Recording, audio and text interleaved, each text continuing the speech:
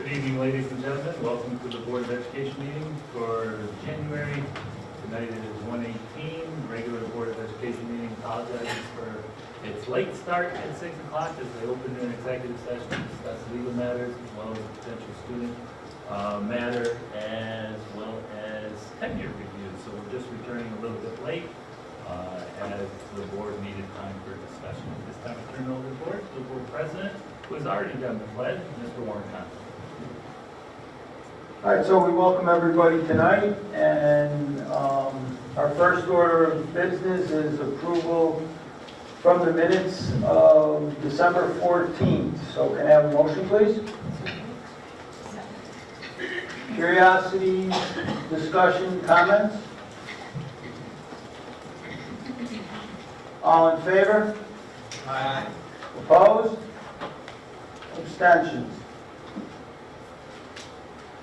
All right, the next section is designed for the community and public to make comments.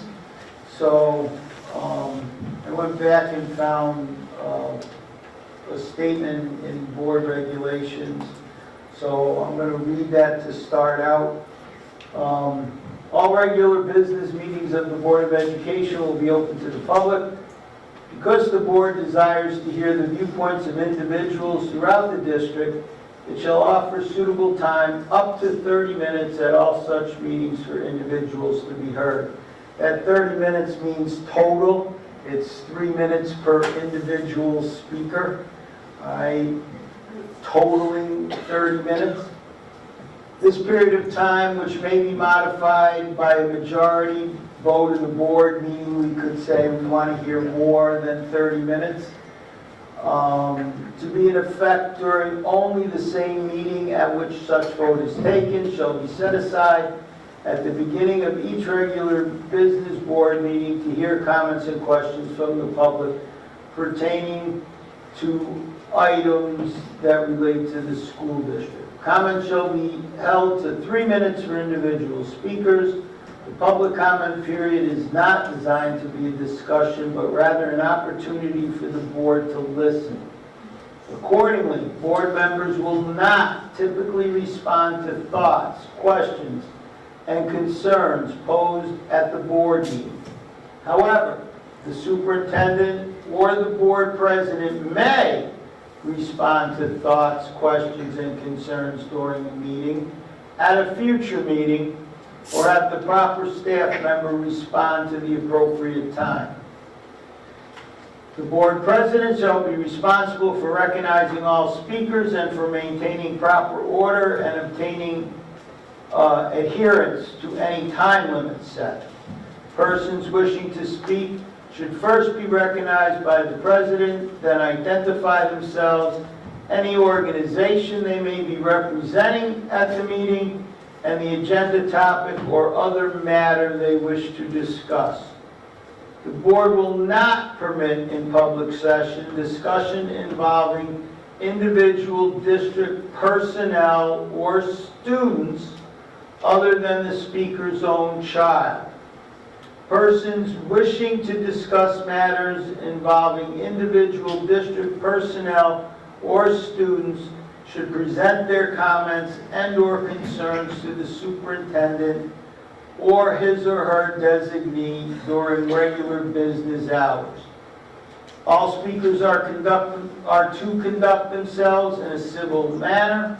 Obscene language, defamatory statements, threatening behavior, or statements advocating racial, religious, or other forms of prejudice or any disruptive actions will not be tolerated.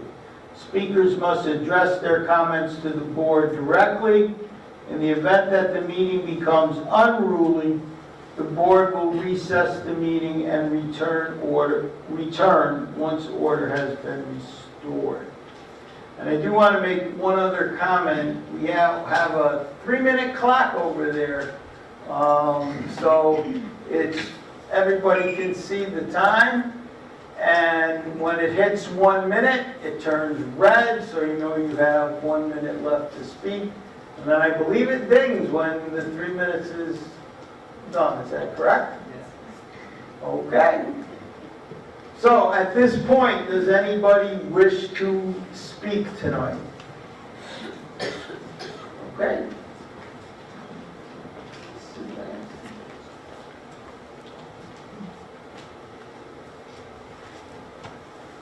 My name is Amy.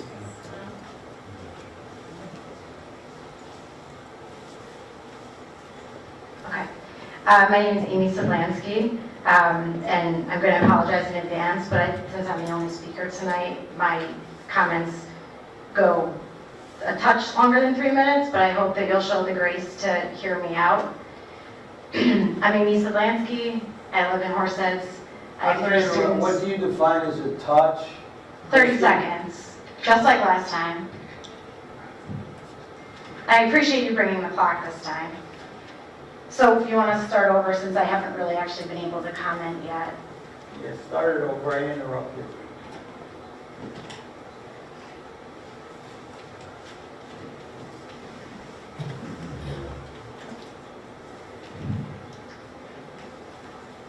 Board of Education, as you may recall, I spoke at the December 14th meeting about 2 of our children being subjected to inappropriate maturity exams on November 7th as part of the APP process.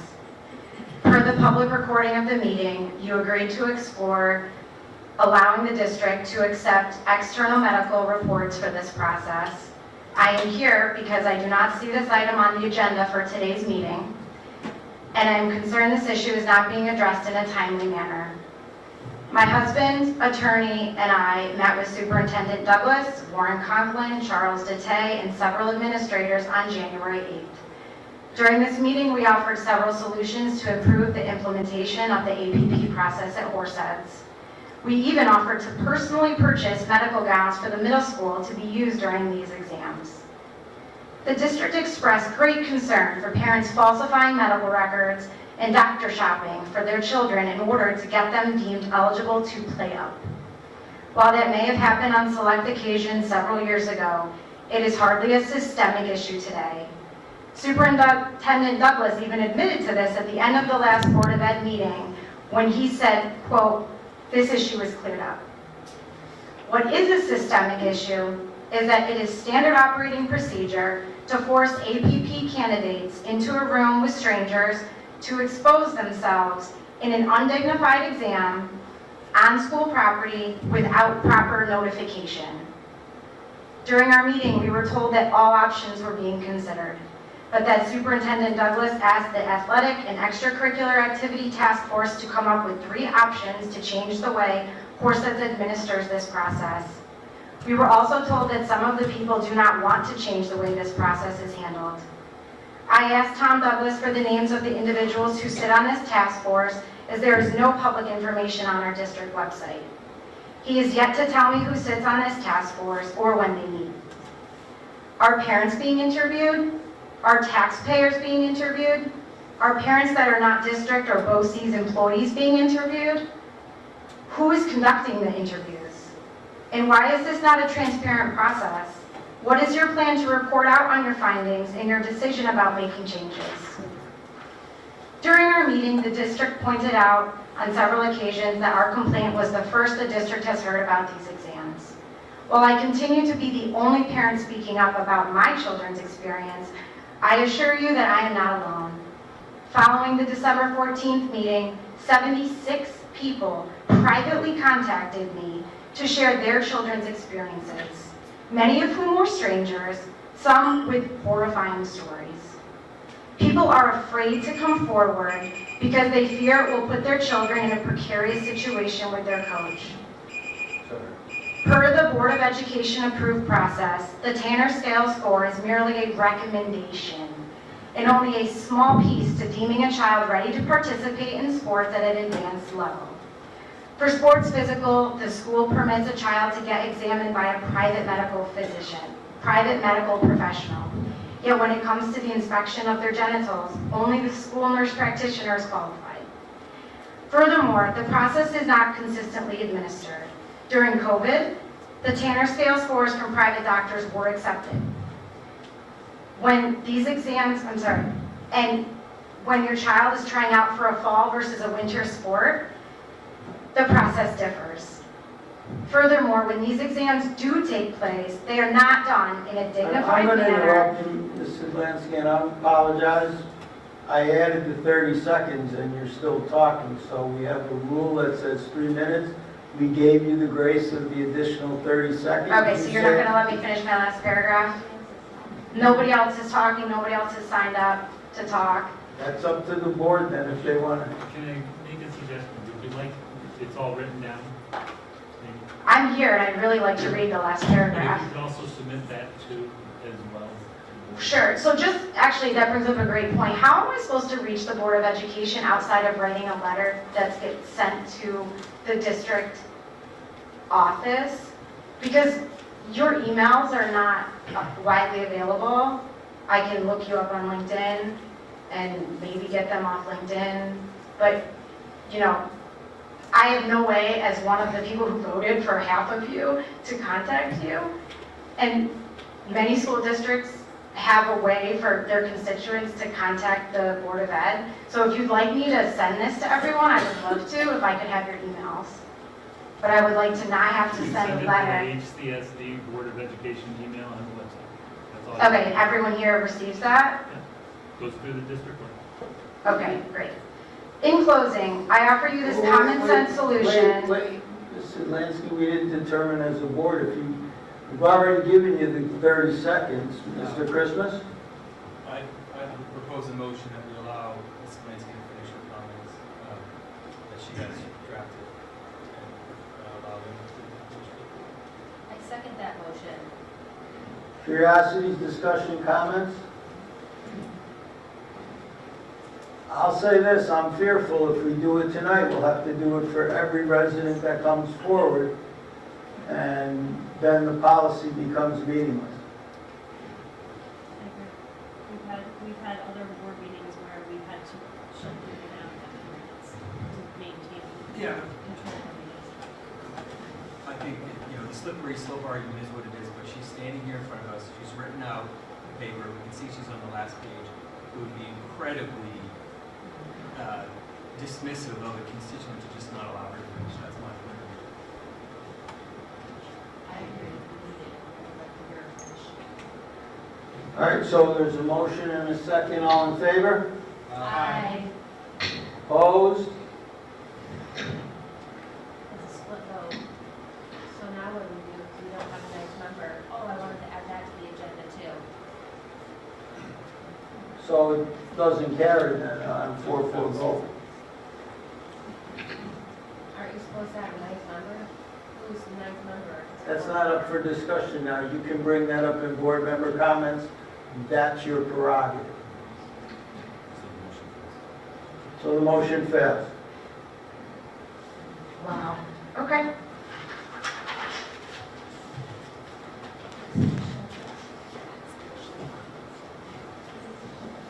Would anybody else like to speak tonight?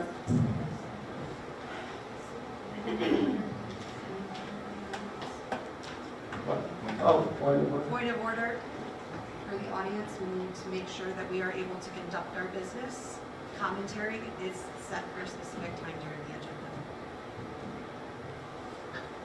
agenda. All right,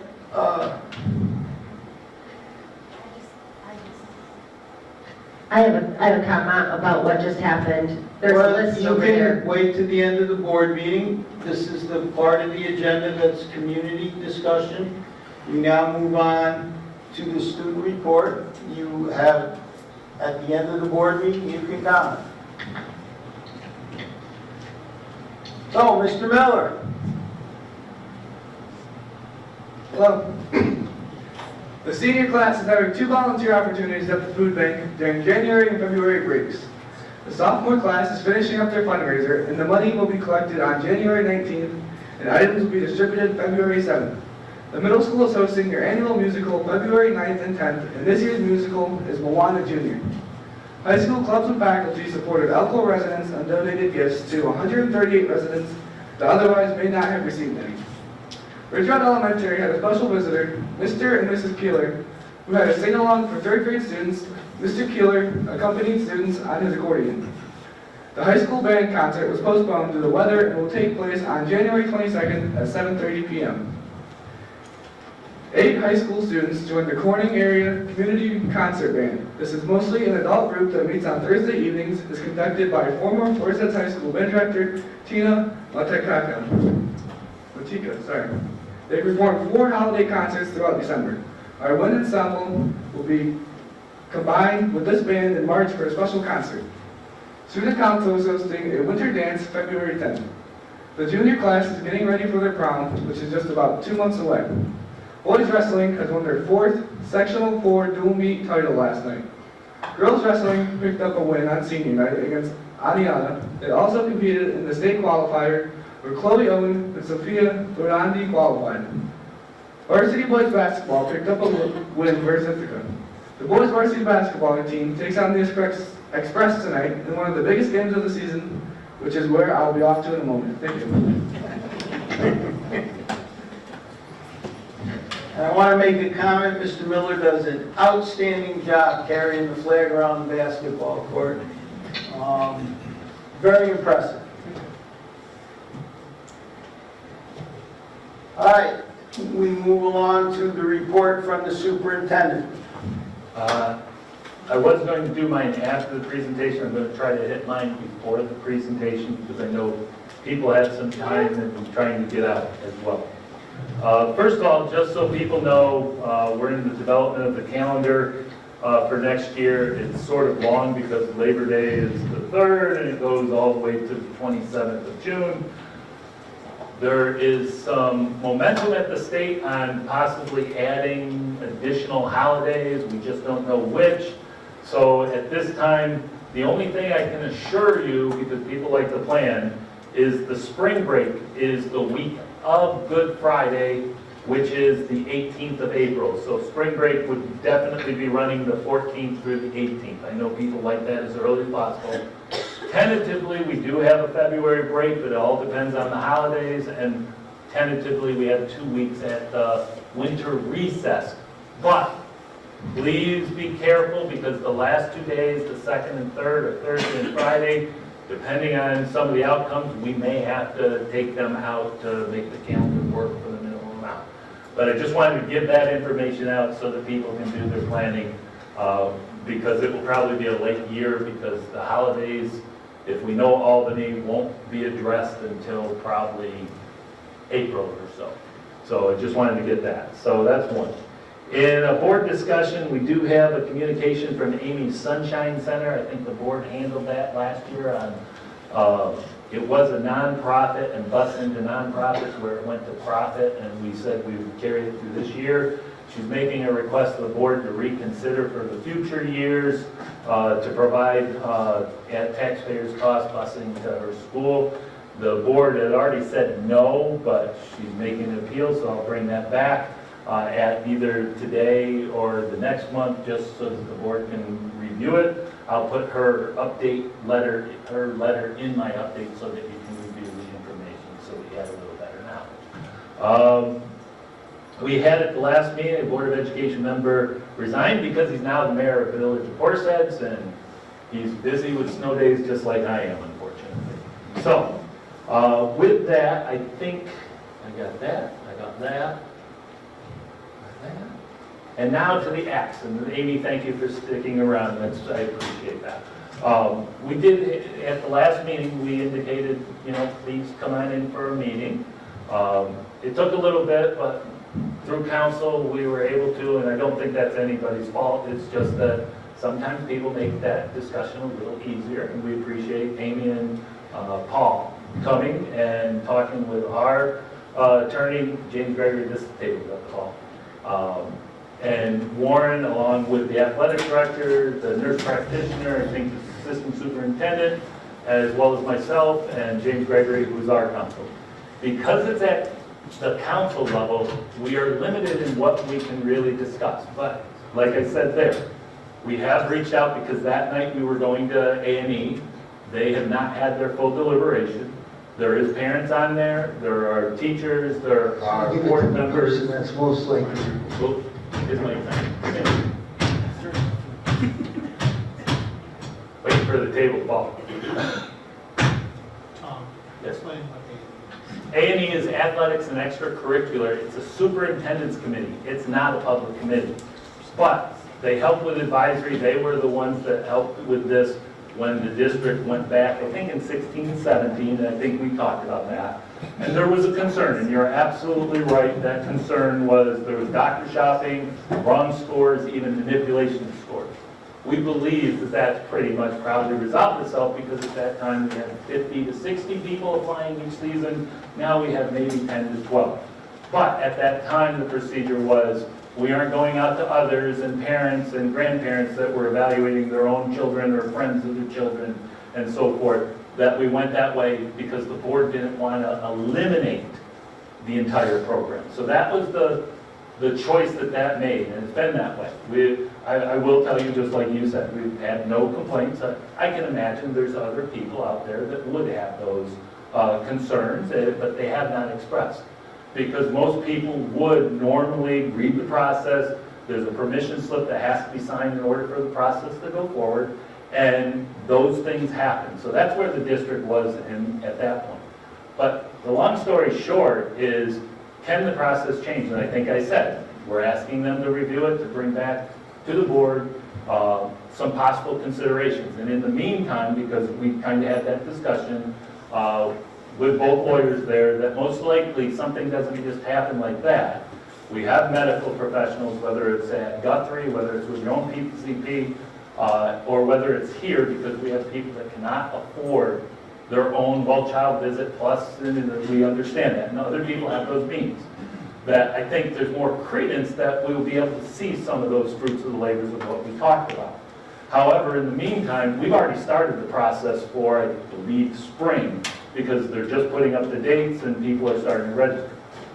Some of your conversation was very good. We have no problem. We've actually already reached out to say, get some gowns.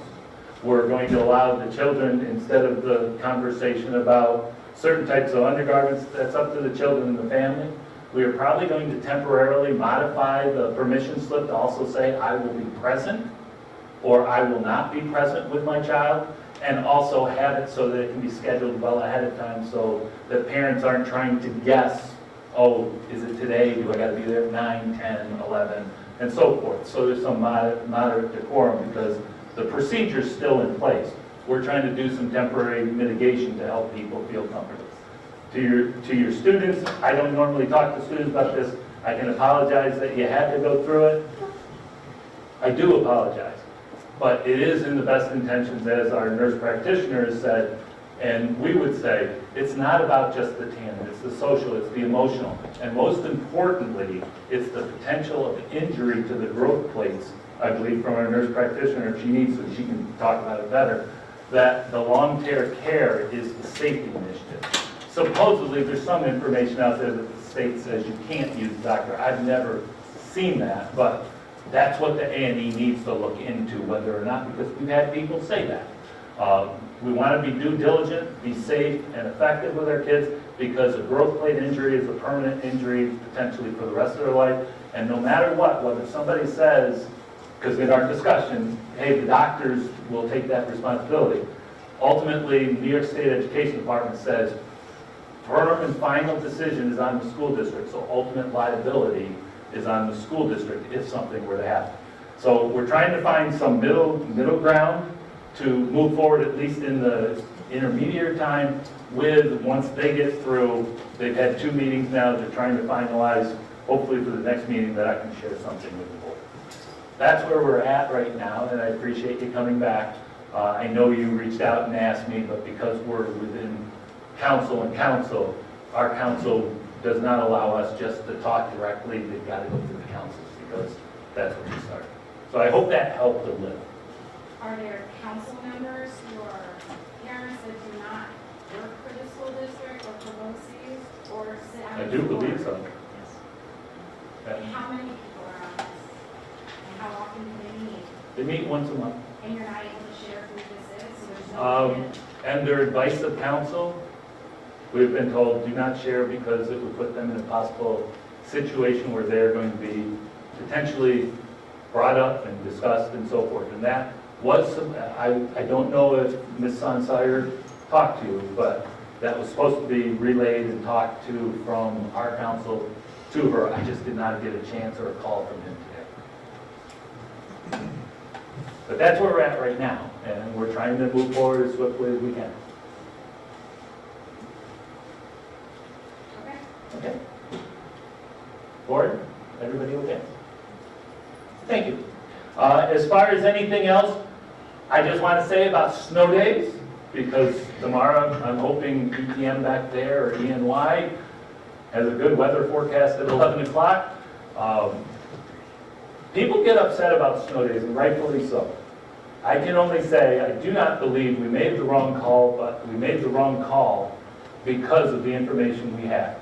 We were told the plows were out. I was out at 4:45 out in the Aaron along with our assistant director, and the roads out there were very good.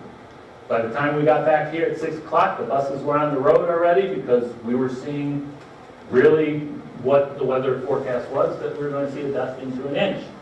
But unfortunately, Mother Nature played a cruel joke. It was supposed to stop about 7:30. Mother Nature didn't stop until the projected afternoon time of 12:15, which she was right on the money there. But we have great faith in our transportation department, our bus drivers. They can handle snow, it's the ice. Even then, it still doesn't look good when certain communities don't have their plows out, others do, and we expect them out. So, from me, as well as every other superintendent, I think, in the region, because we were all talking and we all got the same amount of calls, most people understood that discussion once we talked about the plowing and the expectation that they would be out. That's the hard part about this job. We always say that if somebody feels it's unsafe to transport their kids or have them drive, that's their own personal choice. We can't make that decision for you. But if you do, you call into the principal, let them know. It will still be an absence, but it's not going to be held against them. So we have to work hand in hand with our towns, our agencies, but also with the parents. So my apologies for that. That's just the nature of it. We get some right, we get some wrong. But I always try to stand up and at least give an explanation. Board, hopefully you understand that. Yeah, sure. So while you were speaking, one thing that came up was students who had bad experiences. Okay. The process to report that. Could you share that? Yes. Because that makes me nervous. Yeah, I did. If a student had a bad experience, I mean, it's like anything else. I'm not equating it to a fight, but if you have a bad experience or a parent, you get to, it may not be to the athletic director or the nurse, but our board policy has a chain of events or anything, like be to the high school principal. If not to the high school principal, from there to the assistant superintendent or superintendent. But those procedures by board policy have to be followed at all costs. Officially, the board isn't supposed to react by their policy to anything unless you've gone through the administrative route. We understand that if there's an emergency, people may still come forward, but the board, and I think that's what's happening right now, is it's going through the administrative route, and we appreciate your participation. Because I have not had success going through the chain of command that you would like us to go through. I mean, I have experience with you. I was asked by the last public director how much I would need during my lacrosse interview. I have Caitlin Philippo, Tony Gill to discuss this. I mean, there are issues here that have been going on for years, so I do not have faith about going through the chain of command. And I think that at the end of the day, the board has absolutely no idea how these exams are actually happening on a day-to-day basis. So I felt it was very important to share that with you, because it's not, unless you have a child that has gone through this recently, how else would you know? You have to trust the athletic director, and then you have to trust the superintendent. And, you know, at the end of the day, I just don't think it's appropriate for kids to have to pull their pants down in front of strangers, and their growth plates are not evaluated by looking at their genitals. So, I can't speak to that. I can say that we addressed this and that the Tanner score is just one piece of it. I agree. And the Tanner is highly representative of medical evaluation for growth. So I can't keep going on. I'm trying to answer your That's why I question. didn't go to the chain of Yeah. command, because I do not have faith that my voice will be heard as somebody who pays taxes and has 3 children attending the school, I have had issues. I have tried to go through the proper channels, and they have not been addressed. And now this is being addressed.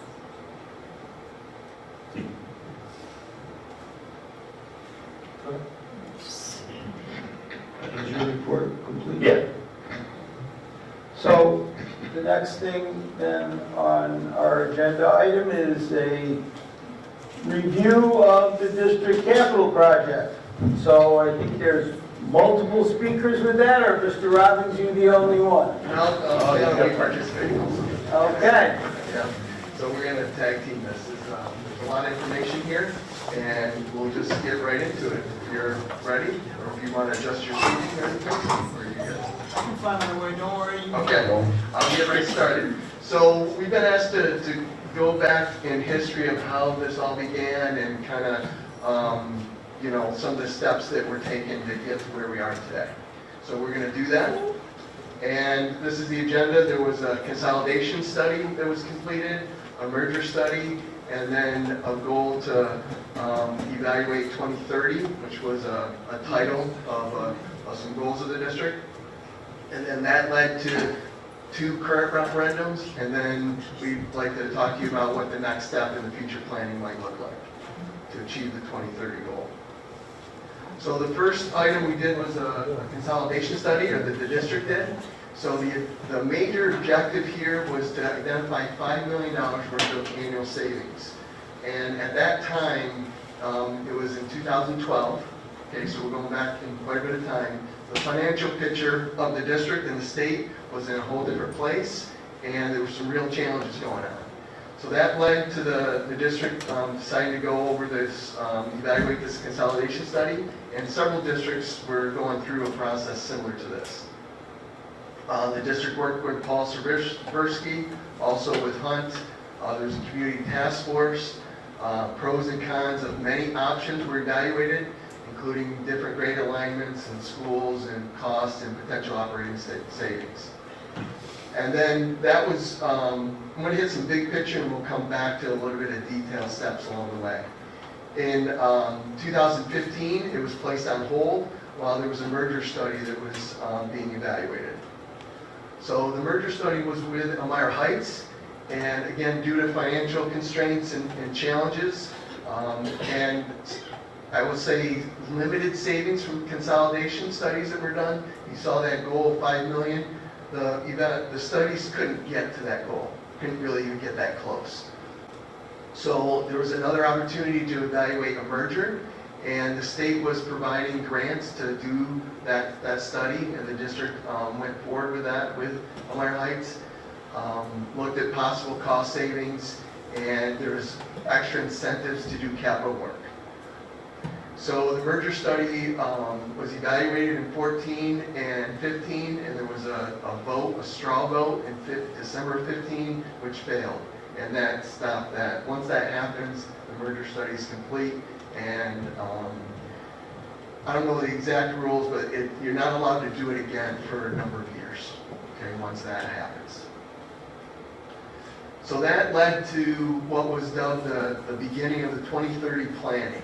And this was an overall goal of how to view the district and how to help the district get up to the standards of their facilities and education and everything, and just improve things along the way. So it was this 2030 process. There was multiple public meetings and board meetings and administrative meetings and things that occurred in 15 and 16.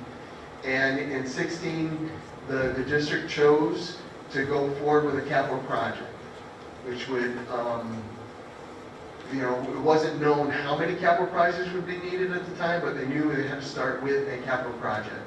So the following 4 bullets were the goals of that, to look at find operation savings where possible, upgrade and improve the high school facilities, improve infrastructure needs, based on the 2015 building condition survey. So we'll talk about the building condition survey later on in the presentation, but that was in place in 2015, so you had a lot of that data. Update the building operations and instructional space utilizing the most cost-effective manner.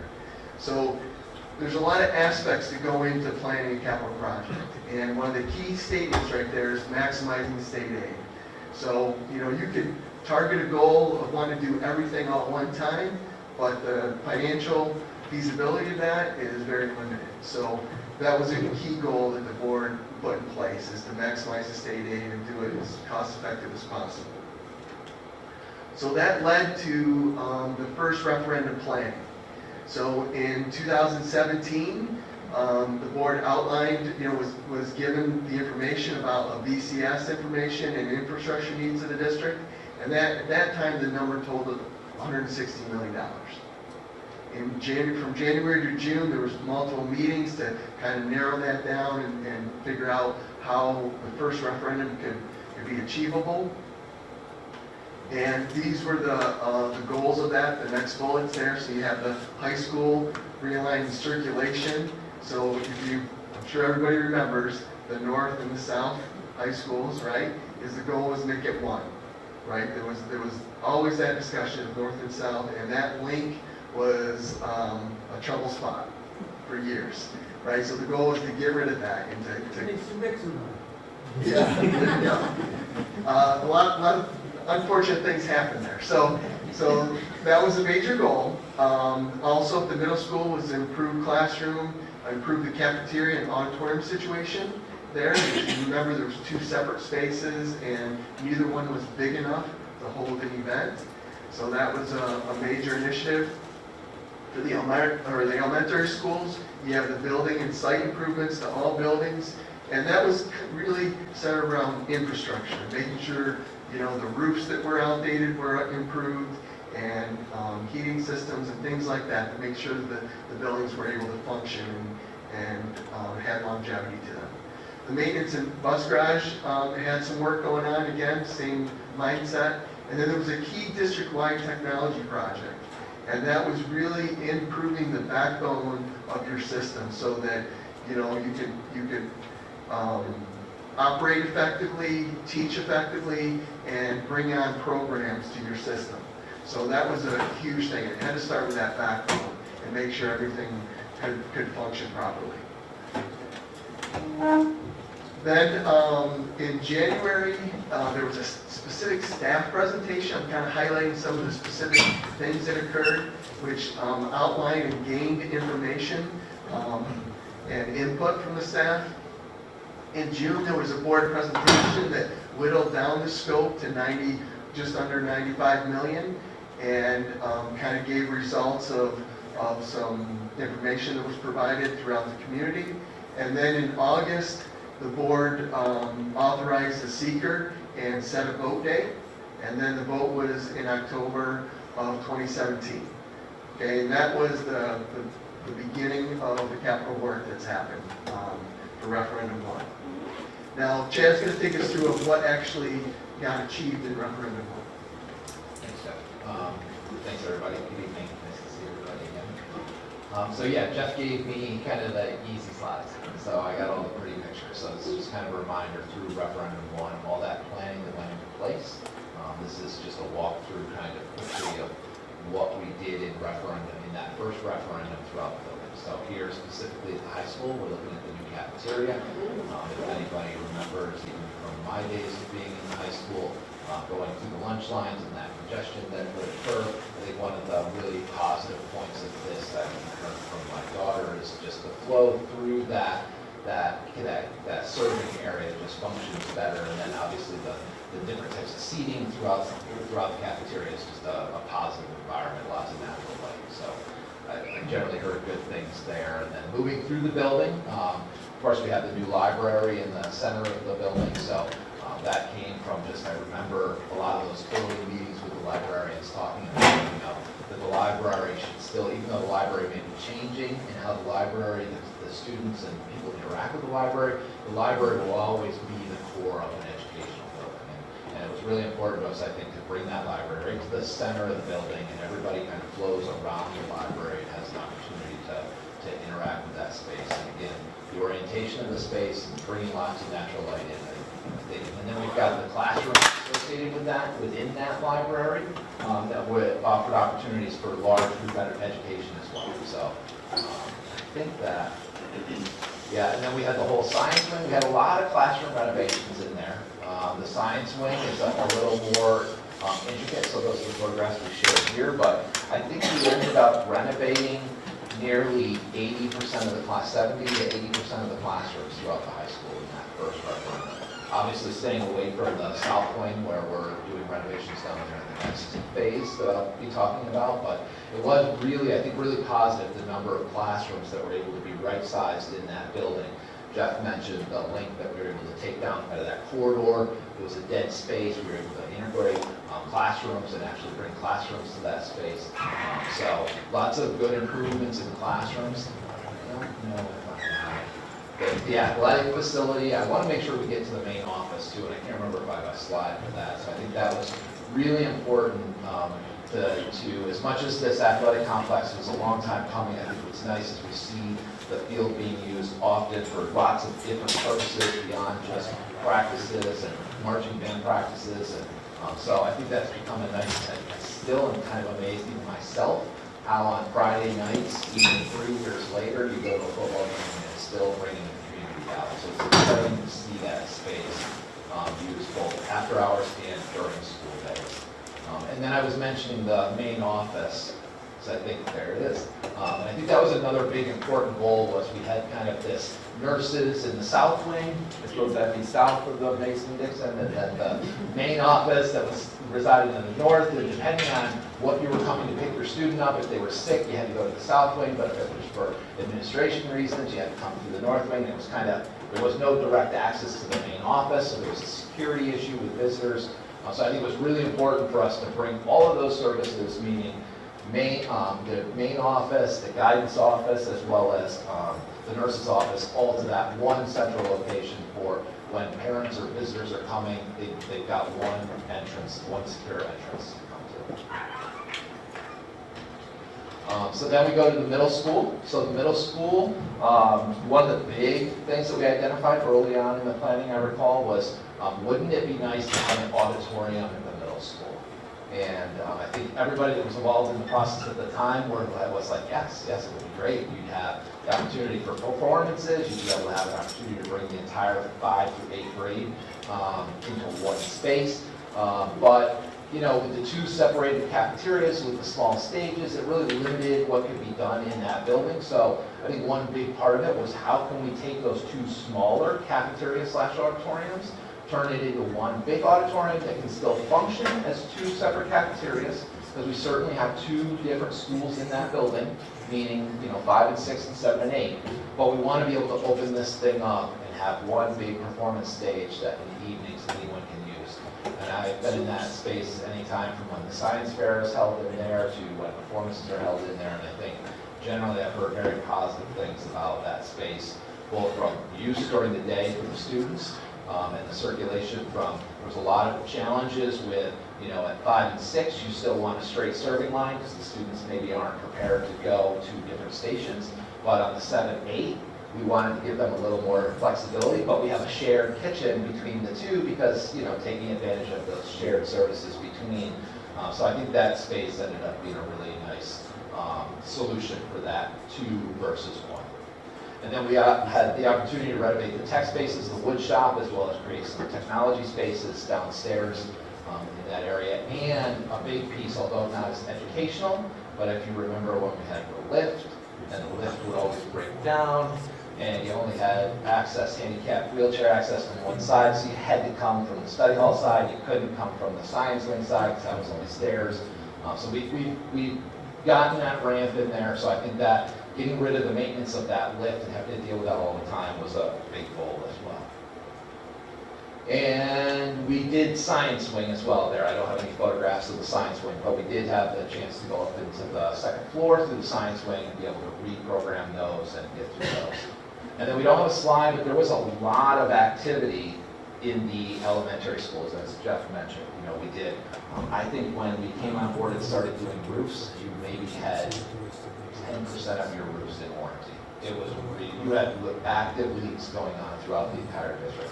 And now, as I evaluate your roofs today with Mr. Cogman, we're down to where you maybe have 10% of your roofs that aren't. So, and I think I remember really early board meetings, I believe it was Mr. Sadler when he sat on the board. It was really important that we created a stagger too. And I think if you look at what we've done, instead of this world where you have hundreds of thousands of square feet of roof go out of warranty all at one time, we've done a good job of staggering when those warranties expire. So as you move forward over the next 20 to 30 years, you aren't just walking in one day and saying, we have millions of dollars of roofs to replace again. We've built the district a system where if you stay on top of it and watch that now, you're not replacing all those roofs at one time. You're doing them more phased over the long term than those 20 to 30 years. I think that's it for that. So then we had referendum 2. Okay, so that planning began in 2021, and the board asked that to get kicked off, and we started really, a big piece of that was how the district was going to be organized, right? So some of the old evaluations for the consolidation was revamped and brought back to life, and these 7 or 8 models here were looked at with at an admin retreat, and you can see these were some of we found these in our archive where they were photographs of all the comments were taken and how they were evaluated, and ultimately it was determined to go forward with Model 1 in that declaration of models. So that happened throughout with the board in the summer of 21, and also the development of what a project would look like to do that model, and also to continue with the infrastructure upgrades that were needed at the district. So that came down to a proposed project of $122 million, and a key thing was to include some major climate control upgrades to the district. So it was determined that any work that we were touching that had to address the climate control for that areas that we were doing, and do as much of the existing facility as possible. So that was all part of those conversations, and then the board reviewed that and started the seeker, and in October voted to go forward with the referendum and pass the seeker resolution for December 7th vote. And that began the referendum 2 project. So you start to see the staggering of the work. These referendums were about 4 years apart, and that really is key for aid resets. Aid resets in a building every 5 years, and you say, oh, well, why'd you do it in 4 years? Key thing is planning, right? Is a planning process. You want to make sure you go through a proper process to do that, and also we're always struggling with the state has to approve your projects, and their timeline for that approval keeps getting longer and longer.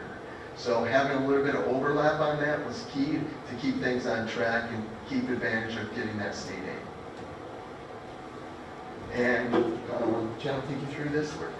So, and I failed to mention this, and I want to make sure I mention it. We talk a lot about what we've done here, and I have the opportunity to stand up and kind of talk about my work, but I don't want to forget to mention Welliver. Welliver was a big part of this project as well. Gives me an opportunity to introduce Carl here too, sitting behind us. But not to forget that there are a lot of people that it's funny. I've sat in our office just recently and talked about how much work that the board and this team has accomplished in Horsehead School District and what it's done to change the face of these buildings and the opportunities and the spaces inside of them that our students are in. I think is applaudable. So right here, we jumped right in when we got into referendum 2. We dove back into the stadium. We had a great couple of years with the stadium, but we also had a couple of years with watching visiting teams and home teams sit in the end zones or in their on their benches or wherever it happened to be. So this gave us an opportunity. We knew as a goal we wanted to come back and finish this stadium. That goes back to what Jeff mentioned about aid and maximizing aid and making sure we don't spend too much money in too many pools to get ourselves in a situation. So this was a clear goal when we left referendum 1, that coming into referendum 2 at the stadium, we were going to complete that build with these locker rooms. And I am happy to say this past fall was the first opportunity that they were utilized. I thoroughly enjoyed pushing props out onto the field for marching band at halftime multiple times for my daughter. So I was happy to say that I think those buildings ended up being pretty successful out there. Next project that was very important, and we didn't really talk about it from referendum 1, but we had a very nice partnership with, I think it was Town. I think it had to be Town Horseheads. Or no, it was County. It was all the way County, that's right. So we work with the county because that Sing Sing Road is a county road.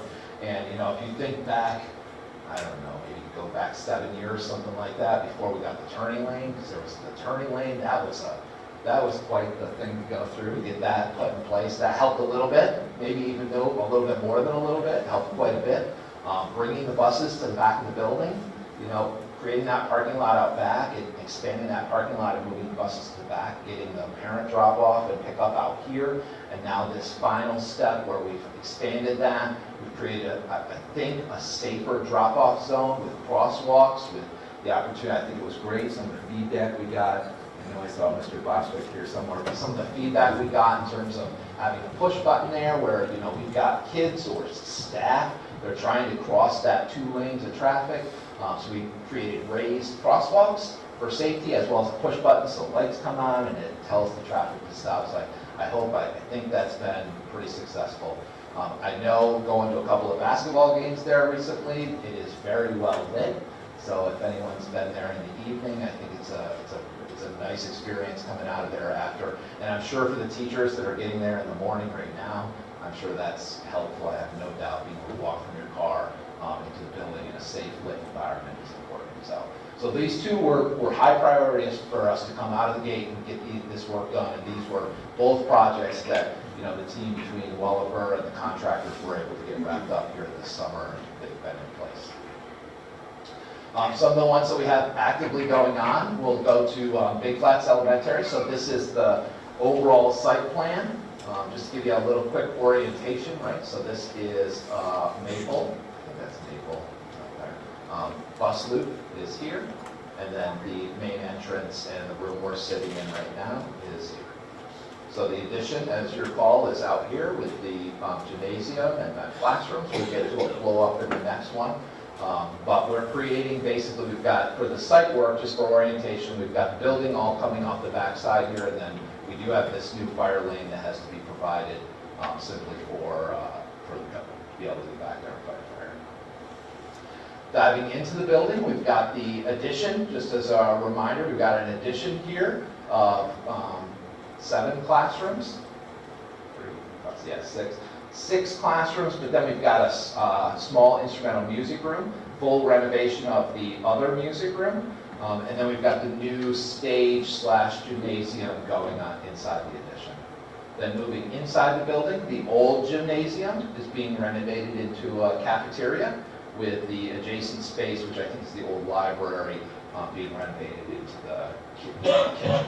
That'll still be a traditional serving line at an elementary level, the big difference being the flow of that traffic line and the length of it, and then also the flow of the students into the space and through that, getting students through that serving line. We find, working with our consultant and multiple different districts, we find generally the biggest pinch point in a cafeteria is the serving lines and getting students through those serving lines to keep those lunch times to a manageable window. So then moving across the hall, where the current kitchen and cafeteria is, the renovation ultimately is that this will become the new library. And then we've got some speech offices and some services, ENL, I think, and social worker happening also over there. Like I said, and then just briefly, we've got the music rooms, and then we've got some social worker up there, and a faculty room, and some of the other ancillary spaces.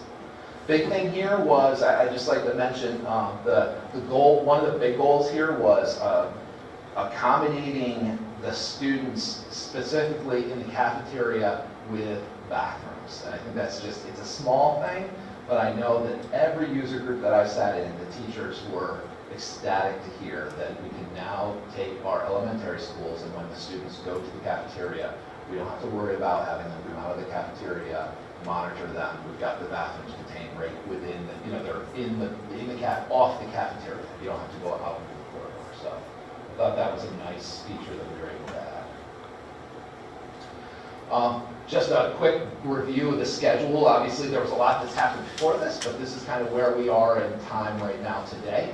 So you can see, I think there was a tour not too long ago, maybe a couple of months ago, before the weather became completely frigid, that you got an opportunity to get out there and see. So we've got steel going up, we've got some enclosed walls I've noticed even here at Big Flats now, so we're starting to get some of the addition enclosed. There has been some work done inside the building and an area renovated over there, but right now we're still on schedule to complete the addition by the end of this summer, and then that allows us to transition into the renovations of these interior spaces with an overall completion of April of 2025. Then we go to Gardner Road. So again, overall site plan. This here, where my just barely hangs onto the screen, that is Gardner Road, the parking lot out front here, and then the existing building all in gray with the addition here. So here, this actually was one of the buildings with some of the larger spaces. This is one of the newer elementary schools, so as a result, this was some of the larger spaces already within it in terms of the shared spaces. So this one took it was a different approach to the evaluation. There were certainly still things that had to be found in terms of efficiencies, but a slightly different approach. More renovation, less addition for those spaces, and I'll get to that in a second. So the addition was primarily 3rd and 4th grade. That had more to do with the grade alignments here that were already existed in the building. Ultimately, the idea is to connect this into a full figure 8, and that comes with further right sizing of the existing classrooms inside the building. The renovations, if you recall, I'll start from left to right. I think it was back in the fall or maybe even in the summer when I came and presented to the board about the discoveries we had with the library and the travel distances and the fact that we were going to have to put a corridor here, and it was really going to make the library be an awkward space. So in the library, we still did some work, right? So at the main office, we still kind of, if you're familiar with that building, we kind of fixed the awkwardness of the copy room and the access to the social worker and the psychologist, I think it was psychologist, and how it came through the library to get to that conference room. So we kind of reconfigured that to help with the current needs today. We did create another teaching space inside the library, so we added an interactive board and kind of an area where the old teachers' materials used to be. We found a new home for that inside the project here. So we were able to, at least, although we didn't choose to renovate the entire library today, understanding the potential flip for the main office and the library in the future. We still were able to do some minor improvements in the library, specifically with that added teaching station. Then when you come into the library, or the cafeteria/kitchen area, if I were to overlay this on the existing plan, what you would notice immediately is we've taken over quite a bit of spaces that used to be adjacent to that. So that's how we've kind of gained space within the existing building to be able to accommodate some of these bigger serving lines, bigger kitchens, to improve that flow, that flow of students through the serving lines. We also took out there used to be a teacher, the faculty break room, I suppose, was here. That relocated to across the hall, so that was square footage we were able to capture. There used to be a little courtyard area there that I think had a fair amount of water issues. We were able to capture that and bring that inside the building, so we were able to gain some square footage within the existing footprint of the building, which afforded us to be able to avoid adding an addition at that particular location and still meet the needs for the flow of students through the serving line and ultimately seating. And then when you go to the gymnasium, the same situation there. So the gymnasium, again, we looked at that surrounding space. There was a lot of unused locker rooms and places that were locker rooms that were being used as storage. But if that storage was put into a better storage location and better managed, then we can take over those locker rooms and make that square footage now be more usable square footage in this new gymnasium. So it actually afforded us the ability, again, if you're familiar with that gym where the benches are right along the one wall, we actually are able to knock that wall out, push those benches back, and give that square footage to the gymnasium itself, and recess those bleachers slash benches back behind, so it adds square footage to that gymnasium. So again, it's this use of the existing square footage in the building, finding better ways to lay that square footage out and recapture that square footage for use in these use spaces. So the Gardner Road schedule, right now, we're moving quite well. If you can see over there as well, we're pretty much enclosed on the addition. We've got window, there's things that have long lead times, but for the most part, we're enclosed. We've got a roof on there, pretty much over there. We've done quite a bit of renovations in the kitchen and cafeteria that you can visually see from the front. The big new glass windows in the cafeteria, and things are moving along quite well over there. So right now, again, classroom addition, we're scheduled to be done by the end of this summer, as well as the cafeteria and kitchen renovations. That's a pretty critical date because it was very important that in no world were we ever going to have a temporary kitchen being utilized at both Gardner Road and Big Flats at the same time. It was very important that, for multiple reasons, but one of them simply being financial. You know, you're buying a temporary kitchen, you've got to buy this equipment, put it in place so that you can have that kitchen running while the building is having the other one renovated. What we've been able to strategically do is take the costs that are associated with that, and actually some of that equipment is actually from when we used the temp kitchen at the high school. If you'll remember, when we were doing that kitchen, we had to have a temp kitchen. So we've been able to take these temp kitchens and stagger them with the coordination of Joe Kilmer and his crew over at Hcsd. That's been a huge part of this. We've been able to kind of stagger this strategically so that we don't have a temporary kitchen at more than one building. So right now it's important we get this kitchen and cafeteria done, because if you recall, this summer we're kicking off the Big Flats renovation of that kitchen and cafeteria. So the goal is to be done here in August, which we don't have any reason to believe we won't be, and then we kick off the renovation of the one at Big Flats. And then here, this next upcoming fall and summer is actually a little bit lighter than the current one at Gardner Road. And that pretty much is those middle classroom renovations. That's some social, I think it's psychologists and social workers, and then the full gymnasium renovation. And that's all still slated to be done. The gymnasium renovation goes probably until August, but we're hoping that that's really like early August. Chad, Yes? could I go Of back course. one? Where it says the classroom addition will be completed this upcoming August, does that mean the classrooms will be ready for use? Occupied, or- yes. Yep, exactly. Yeah, the idea is that those classrooms, Because there's other classrooms that we're gonna go in and renovate, that we're gonna ask, Patrick to find place to displace his people, and we can't do that until we give him new spaces to put them in, Okay, so. that's yep, what I that's just the wanted to plan. make sure.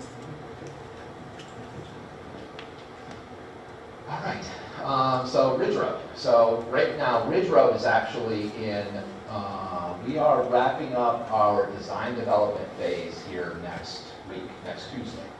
And I usually give people a point of reference, that's about 50% of the way through the documents. Not 50% of the documents, but 50% of the way through completing our documents. So we're about halfway through. Submission to New York State Education Department right now for this project is slated for July of this year. Or, yeah, July of 24, and we're in 24. So, so just to give you orientation, we've got Ridge Road is here, and Wygant is vertical on the page. The new playground sits right on the end right here. So we got the existing building is essentially here, and if you can see that line right there, that's the existing cafeteria right now. So we've got a new addition going here. This is changed from the last time that we presented this.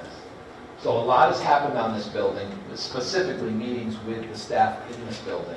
and going through. So we had an original layout that had this going out and here. So we had an addition here, and we had a gymnasium that we were trying to fit on top of the old cafeteria. And two really big points came out of this. One, the addition as it was oriented with this long wing that was going out was creating another long dead end for young legs to be walking every day. So that, I sat through probably seven user group meetings that day, and everyone said the same thing: I don't want to be at the end of that hallway. And I said, I wouldn't either. So that was the first trigger that we said, we need to go back and evaluate what we've put together here. The second trigger was because the way that the gymnasium was oriented, it didn't allow nice exiting and entrance, not necessarily for educational purpose, but for all of your extracurricular, your evenings and Saturday afternoons, those all the activities that go inside of these buildings. The way it was oriented, you would come in, you could only enter the gym from one side of the gym, and it wasn't the side the bleachers were on. So if you've ever gone to a basketball game and you're running 5 minutes late, and you have to stand and wait until that game goes on pause so you can walk over and join your family, those were the two big things that the staff said, we gotta go back to the drawing board, literally, with this thing. So we said, you're absolutely right. And then when we came back, it became further reinforced that our original layout, the way we had laid it out, was not necessarily the most economical way to build it. Because the grade out there, from where the building is at to where this point, about there, which is where the old addition was, is about a 14-foot drop, which is really steep. And that would be a lot of dirt that we were going to be bringing in just so we could raise this building up. So it didn't work for the staff. It didn't work for the after-school curriculum. And it was potentially going to cost us, it wasn't going to cost us more, but it was going to be spending money that didn't make sense to spend money because the layout didn't work either. So it was a real good exercise, in my opinion, that the staff were able to bring to us. That's why we do these user groups early on. They were able to come to us and enlighten us in how the building gets used, and it ultimately ends up in a better design for them, and I think it's a better project for the team as well. Just to conclude the site, we do have some additional parking being added. It's not additional parking, it's really displacement of parking, because we've got some parking here that we're losing because of the addition, so we've got to replace that. And then there is some more parking. And then we've got the large bus loop. Right now there's a short bus loop that I believe goes to about where the library is, so it might be about right there. So we've doubled that bus loop to be able to get the 15 buses in. Yeah? Are we're losing that large athletic field in the front of the building there where the bus loop is? Not entirely, but it's being reduced. Yes, it is definitely being I think you're reduced. taking roughly 15 to 20 feet of it. But Yeah. it goes all the way out to the tennis courts. There's plenty of room. You're out here, right, Aaron, on the front side of the Yes. building? Yeah, not out there. That actually, we barely touched that. I think that's what you were Right. talking No, about. I was touching about in the front. Yeah. We do a lot of the CBSA games and Yeah. other things. Yeah, I think we tried to limit it to the best that we could, understanding that we've got to get 15 buses here at the building.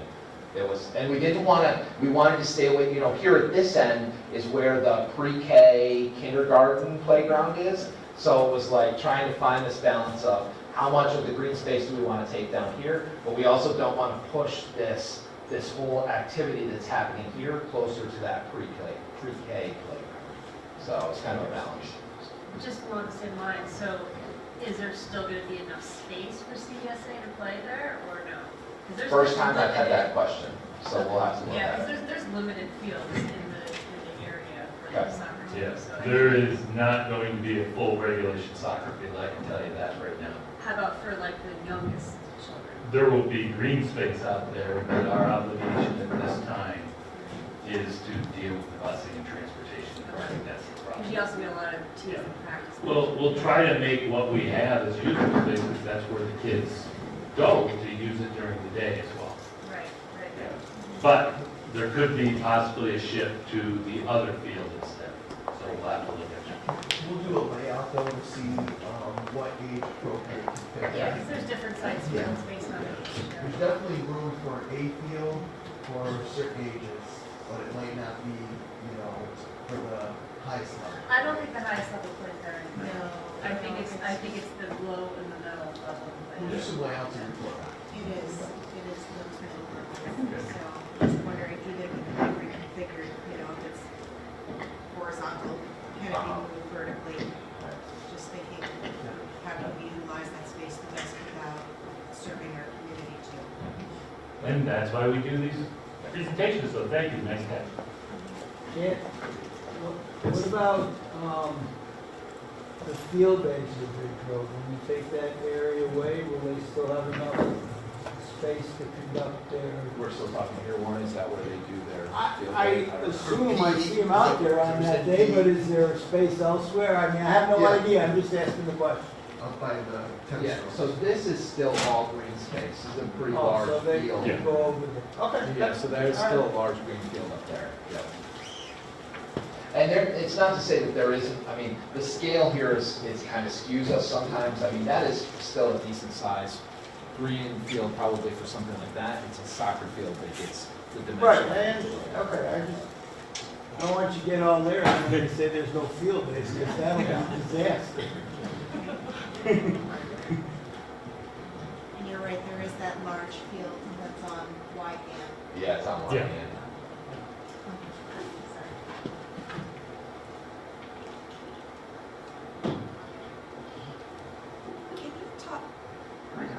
Can you talk more about how those constituent groups or user groups were gathered? Because it sounds like you really took into account their feedback, and I'm just curious, is it all staff members who are eligible, or how does that happen? Maybe it's let Tony. Tony. How do we form the groups?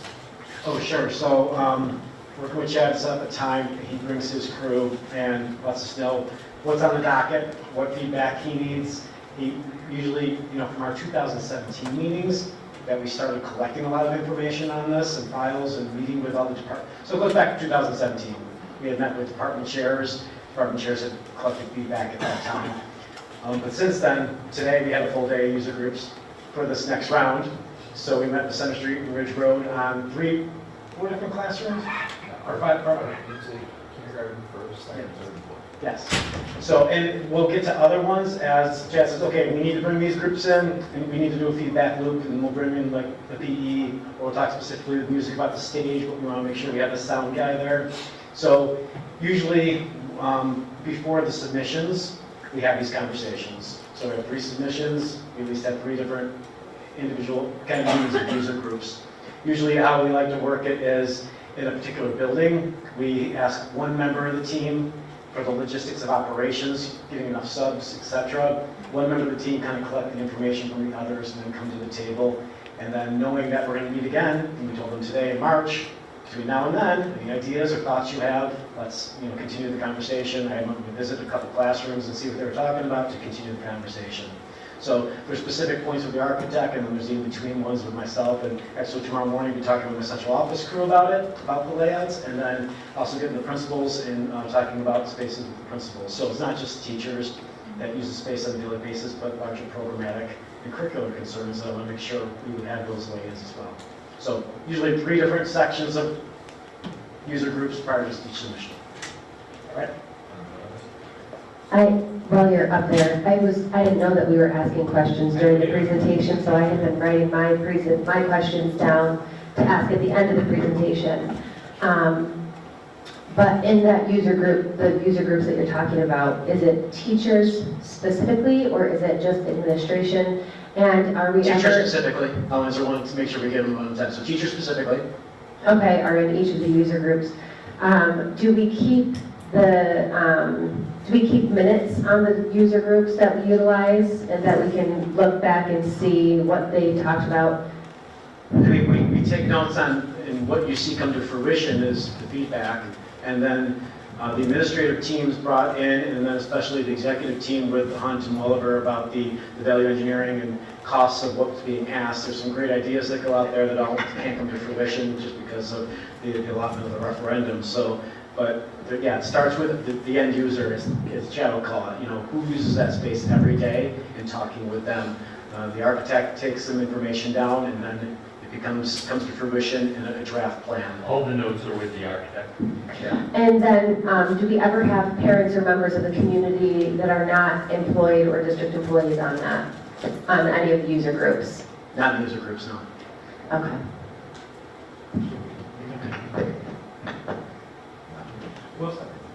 When we talk about PE spaces, I know we bring in coaches and those outside that don't use it on a daily basis, but never from a parent specifically tagged to be in that group, not users only.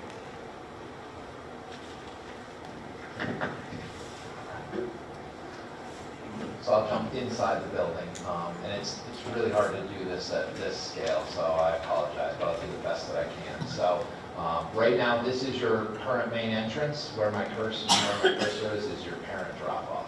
So this side is parent drop-off. Wygant is here, and Ridge Road is right across the bottom here. So what we've done is basically we have to have an exit out of the addition, and we're going to keep your current main entrance. So what we've done is we've kind of created a little plaza area. So we have one ADA ramp that brings you up to this higher level. And even meeting with groups today and meeting with Anne Marie as well, there's an opportunity here to utilize this second exit entrance, maybe for your evening activities or your weekend activities. So the idea is if you're utilizing this gymnasium, this was one of the things that we struggled with, is there was only entrances from one side of the gymnasium in the original layout. Now we have the ability, we've got entrances on this bottom side, which are likely to be for your students, but now we also have the opportunity to have entrances on the other side, which is where the bleachers are actually sitting.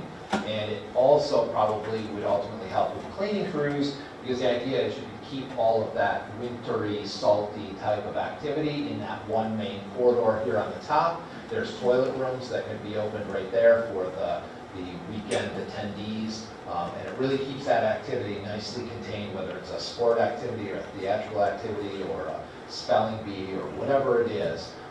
The ability to be able to not have the people come into the building and around, we thought was a nice feature. So it's that loading from both sides of the gymnasium. Helps with exiting as well. So in the addition, we've got second grade here in these 4 classrooms. We've got first grade residing here in these 4 classrooms, and we've got kindergarten here in these 4 classrooms. We've got 115-1 to service those students out in that wing.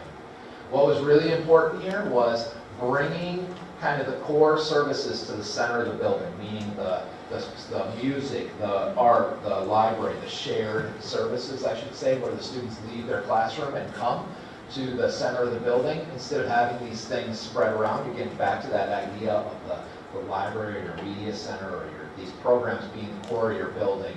It helps with circulation. So that basically what we've got here, right in the center. You've got music, you've got art, and you've got library, all kind of residing here. Music being isolated next to the boiler room, and sound isolation from this is actually a double wall that gets built here. So, so we've got separation there, but it really brought all those services into the center of the building.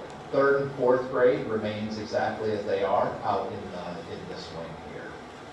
The existing gymnasium, much like Big Flats, gets renovated into the new cafeteria, and the existing library gets renovated into the new kitchen. That covers. So the schedule on this one right now, like I said, we're about halfway through the drawings. We had some follow-up user group meetings here today. We deliver the documents to Welliver for estimating next week. That'll take about a month, maybe 6 weeks, something like that. The idea is that we'll have that DD estimate reviewed and resolved to the budget by March of this year. Then we're going to come back. I think we're talking about maybe we actually bump the user group meetings up to March just to get ahead of them. So instead of using April, we're actually going to try and get that done before any kind of April break. So we'll get those done in March, and that leads us off to our SED submission and contract documents and our SED approval, as long as they're cooperating, and we're out to bid by this time next year is the intention for Bridge Road. That's all tied to the completion of Big Flats and Gardner Road. Are board members ever a part of the user groups when gathering the information? Are they allowed to be involved in user groups? The board has chosen not to. That is the direct auspices of the district, and unless the board changes that, it's my job and my administrative team to work with the architects.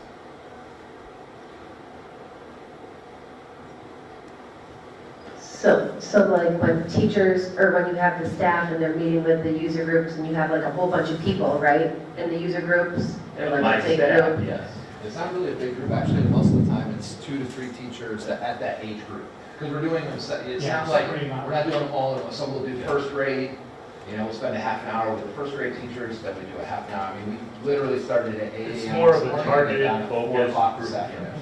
So it was 8 solid hours of sitting down with each individual group, and getting their feedback, and not doing this as one big sit down with 20 people in the room. And just typically from the district side, so Chad will usually bring us a small team, usually one person that's involved in the design. And if there's a specialty area, like if you're doing sound or stage, etc., we want to make sure sound and lighting people from his side. And on our side would be the teacher, the principal, and myself at the bare minimum. On the occasion it is on Tom or Mike's, or he's a lot of other calendars, but the core group is usually just myself and the principal. Now, this is a point just I want to remind the board from, remember when we first started this?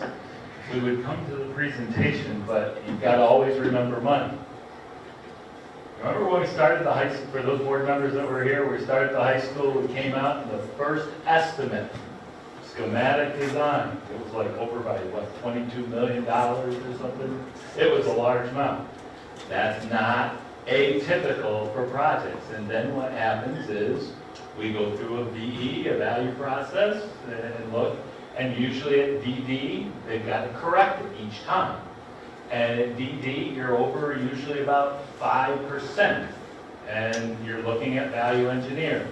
That's kind of where Ridge Road is getting to right now. So that's what we look for Welliver and Hunt, because no matter what, before we go out, we've got to rectify any type of overage. So I'm just trying to remind the board, we're moving in the typical fashion when you start to see the next couple of slides. Right. High school. So this is the second phase of the high school, I guess I'd call it. But it is the completion of the old South Gym.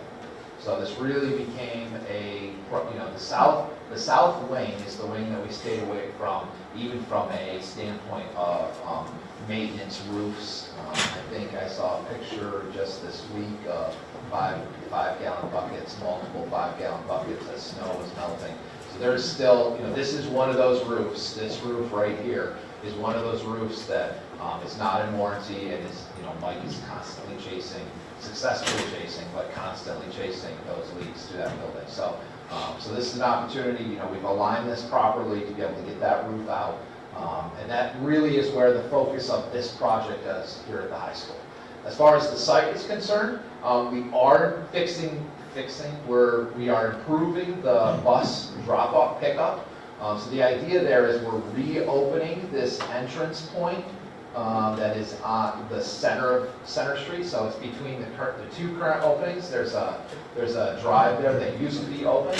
So we've been working with the Village of Horseheads to get that open, and I'm pretty successfully working with them to get those. So, and working out all of the turning radiuses. So the idea is that your buses will now come one way.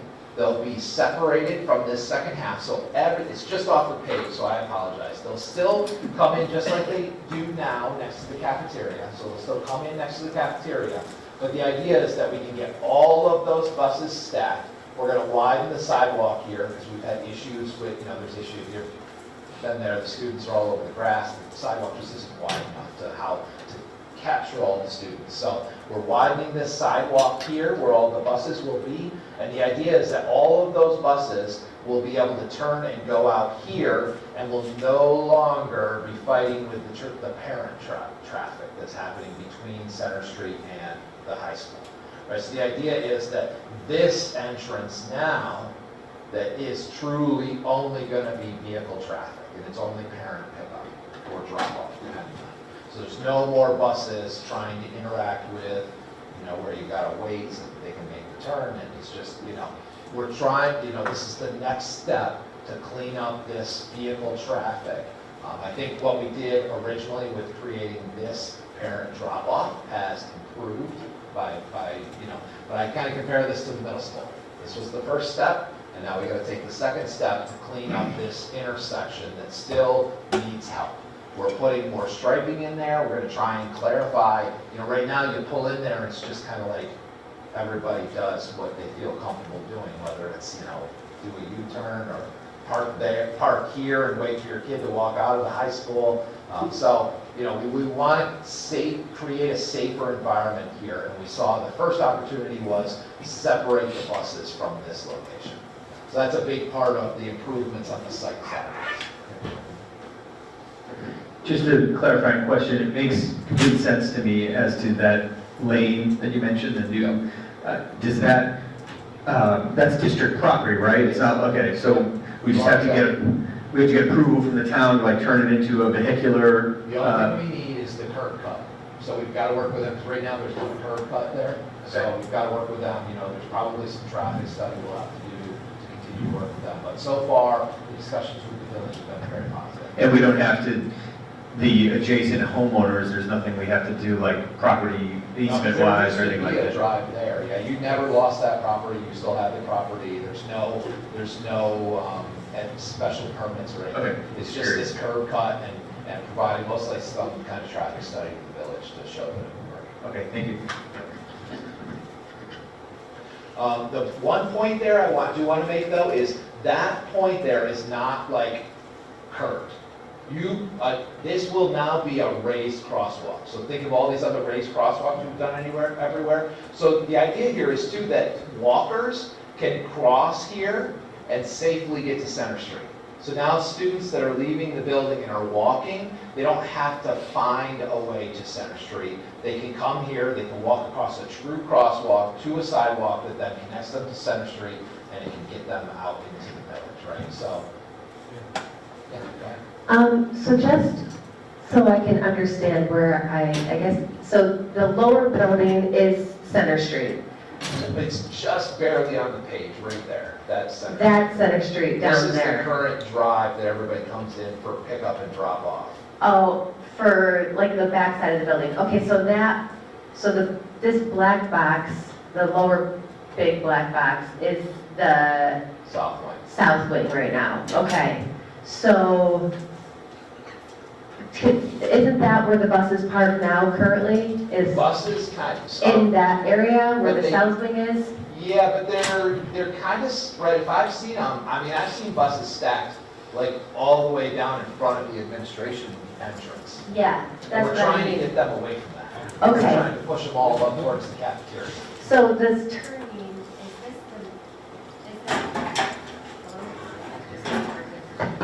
is this the, hi, okay. So I guess I'm trying to figure out, are you creating that road that's right there? Right here. Yeah, So if you go out there, there's asphalt there. There's a dumpster, but it's an old road from years, I'm talking like 90s.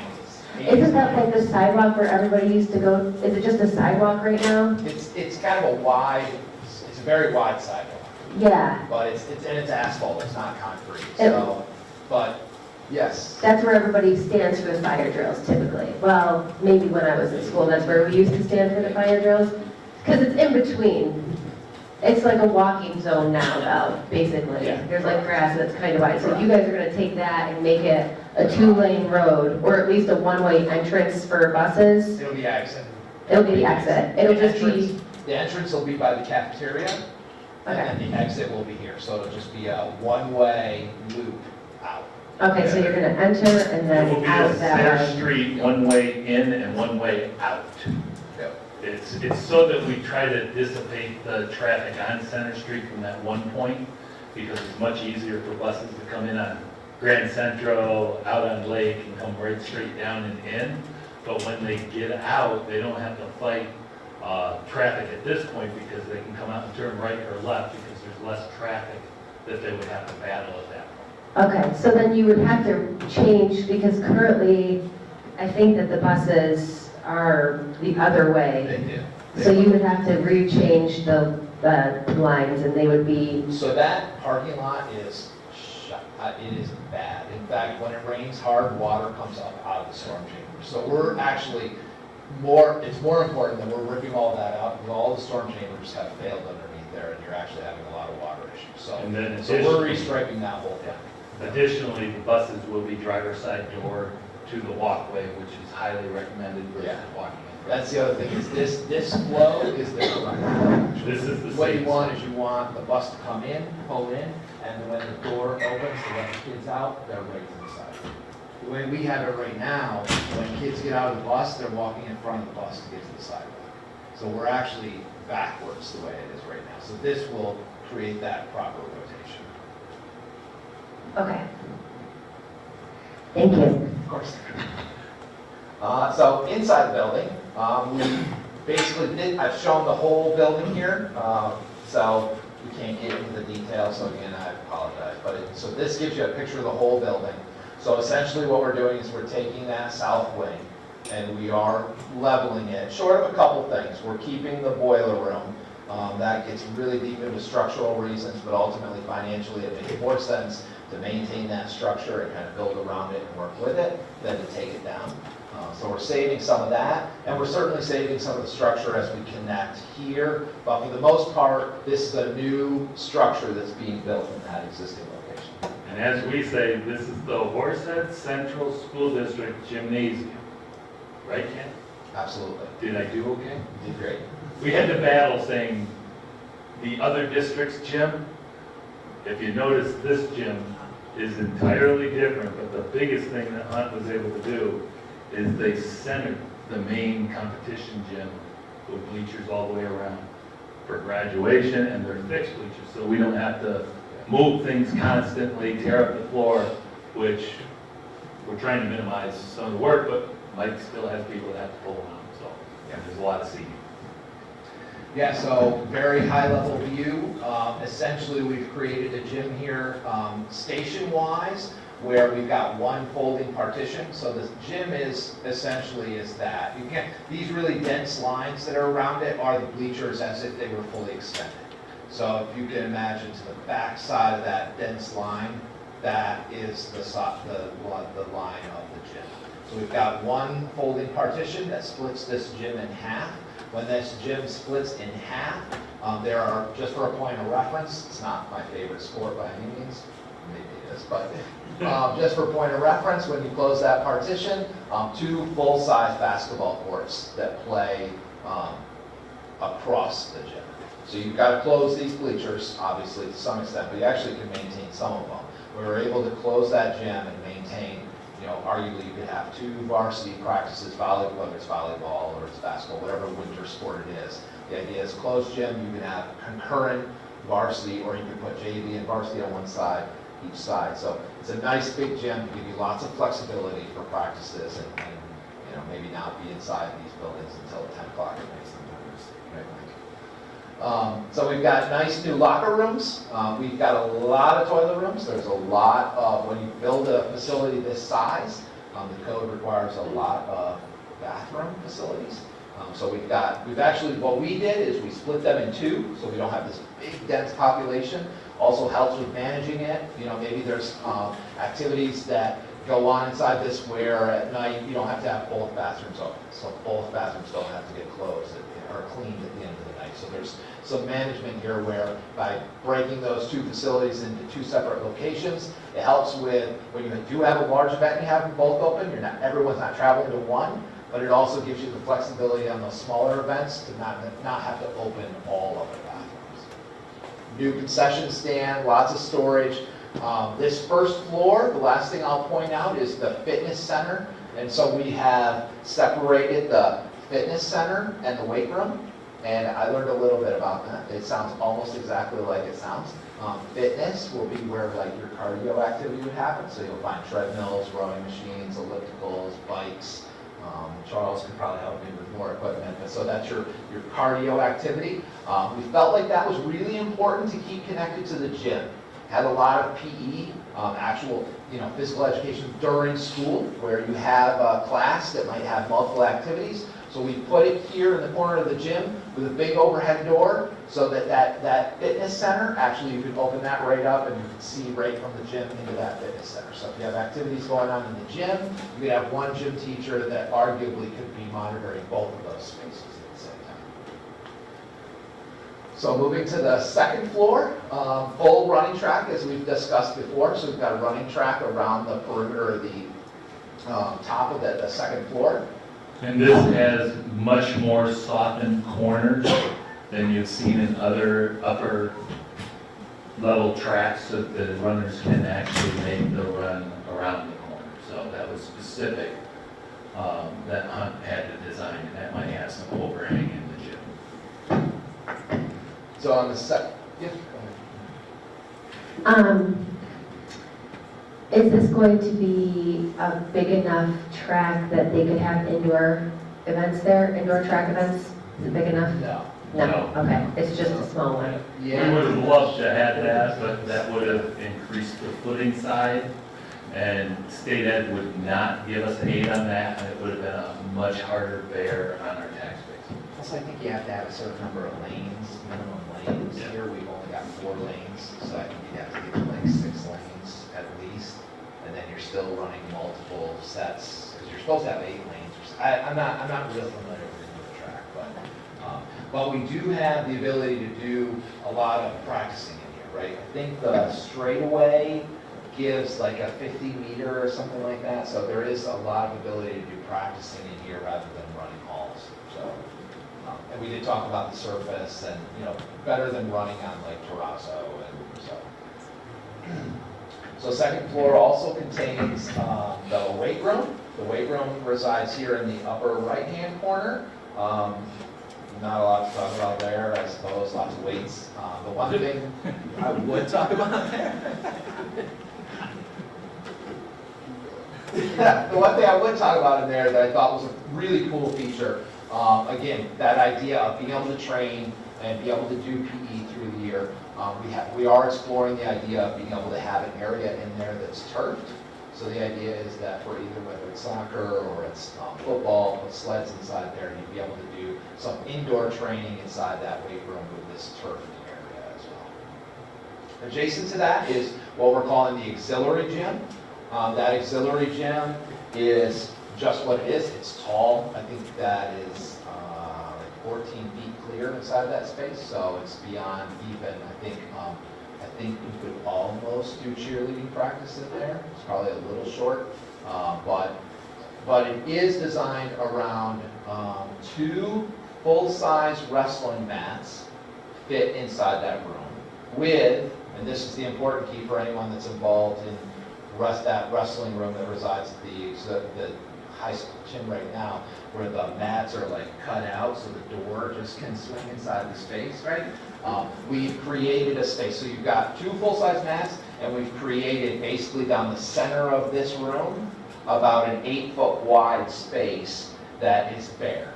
So the mat stops short, kids can come in, the doors swing freely, they can come in, they can take their shoes off, they can put on their wrestling shoes, and then they can step on the mat. So it's a real, a legitimate training facility where we're not kind of modifying and I think probably a safety concern. I would think that those wrestling mats are a certain size because that's, the industry says that's what's safe, and if you're not full size on that mat, even in a practice facility, I think this creates a safer environment just from that perspective. Second floor is a lot of mechanical space. We are trying to limit the amount of mechanical units that go on the roof of this building, both from just longevity. The more we can get inside the building, the less we have outside, the longer they last. The less less heavier maintenance that has to happen. You still got maintenance on them, but maybe not as heavy when they're indoor rather than outdoor. I think that's the second floor. So right now, the schedule, if you'll recall, I've got this slide in here because if you recall, we broke out a number of months ago. We identified that we had a concern about the the MDF, it's the main distribution, I can't remember what thanks, Patty. It's your main network server. It serves everything in the district. Now, I'm not talking about just the high school. Every building, if this main distribution hub in the high school, and right now it sits kind of in HR, right? Is that kind of that area? Well, if I can, does everyone know the south wing? You know the door that goes out where the district office, the special ed office is, that goes out the door towards Center Street? And then you've got that drive-through between Center Street and high school. It's in the very corner right there is where roughly the MDF is. And if that whole building comes down, we have no computer service. So Welliver, Hunt advised that we can actually do that early, pull it back into a more central position, get that work done to try to help the schedule as well and to move the project forward as quickly as possible. Yeah, so the big thing here was, it's a school district, it's got to operate, there's no. So back in September, we actually submitted a package to SED, it's already been submitted to the state, it's already in the queue for review. And that involves moving that entire MDF, and actually I'll flip real quick back. So second floor, we're putting on the first floor. Right here, I think this might have been the old nurses, I don't know, but it's right there where my pointer is. So it's on the other side of the construction. We get it built this summer through into, we get it built this summer, get it back up and running. So then when we come and it's time to do this, there's no problems. We can build our barrier here to separate our construction from the rest of the school. That package is dealing with technology. It's also dealing with mechanical, because we have mechanicals that come out of the south wing. So we're working on getting some of that. It's electrical. So there's multiple services that by doing this schedule, it's allowed us to prep ourselves so that when it's time to go to construction next year with the high school, we're ready with all of that infrastructure to not have any downtime with any of the classrooms. So right now, the schedule for that is right there. I'm really optimistic that we're going to see SED approval here coming potentially in March. So then we'll be able to go to bid with that and get into construction, and we can start ordering equipment, and maybe some of us can start sleeping when we know that this is going to work out. So then into the big schedule in the high school, so the main, okay, go ahead. The changing of all of this, was that included in the initial second referendum, or is this something new? No, so it's not something new. What this was it was something that always had to be done. What we recognized as we started working with Welliver and their team and started thinking about how are we going to do this, we recognized that there was going to be a phasing problem.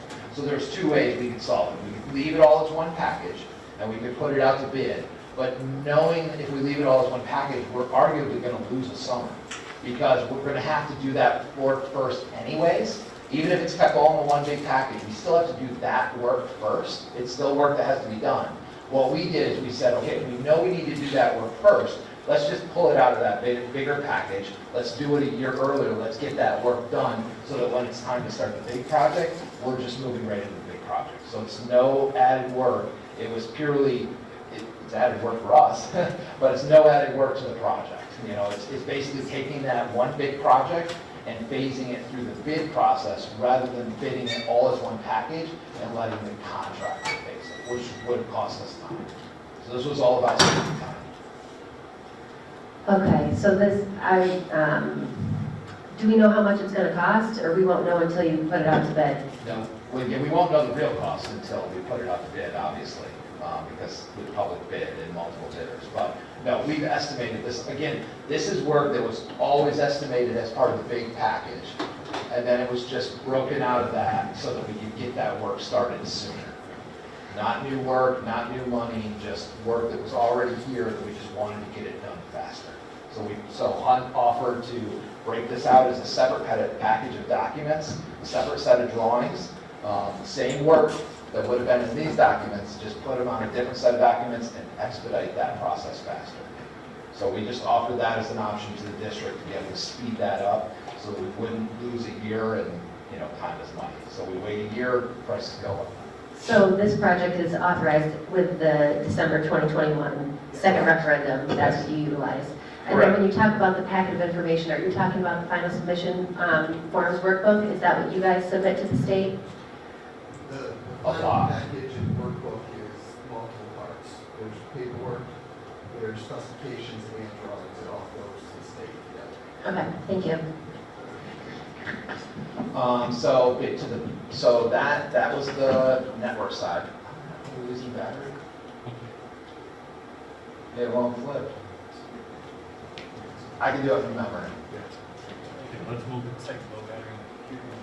So, main project, right now, we're in the estimating phase. So this project, the high school project, is about a month offset from Ridge Road.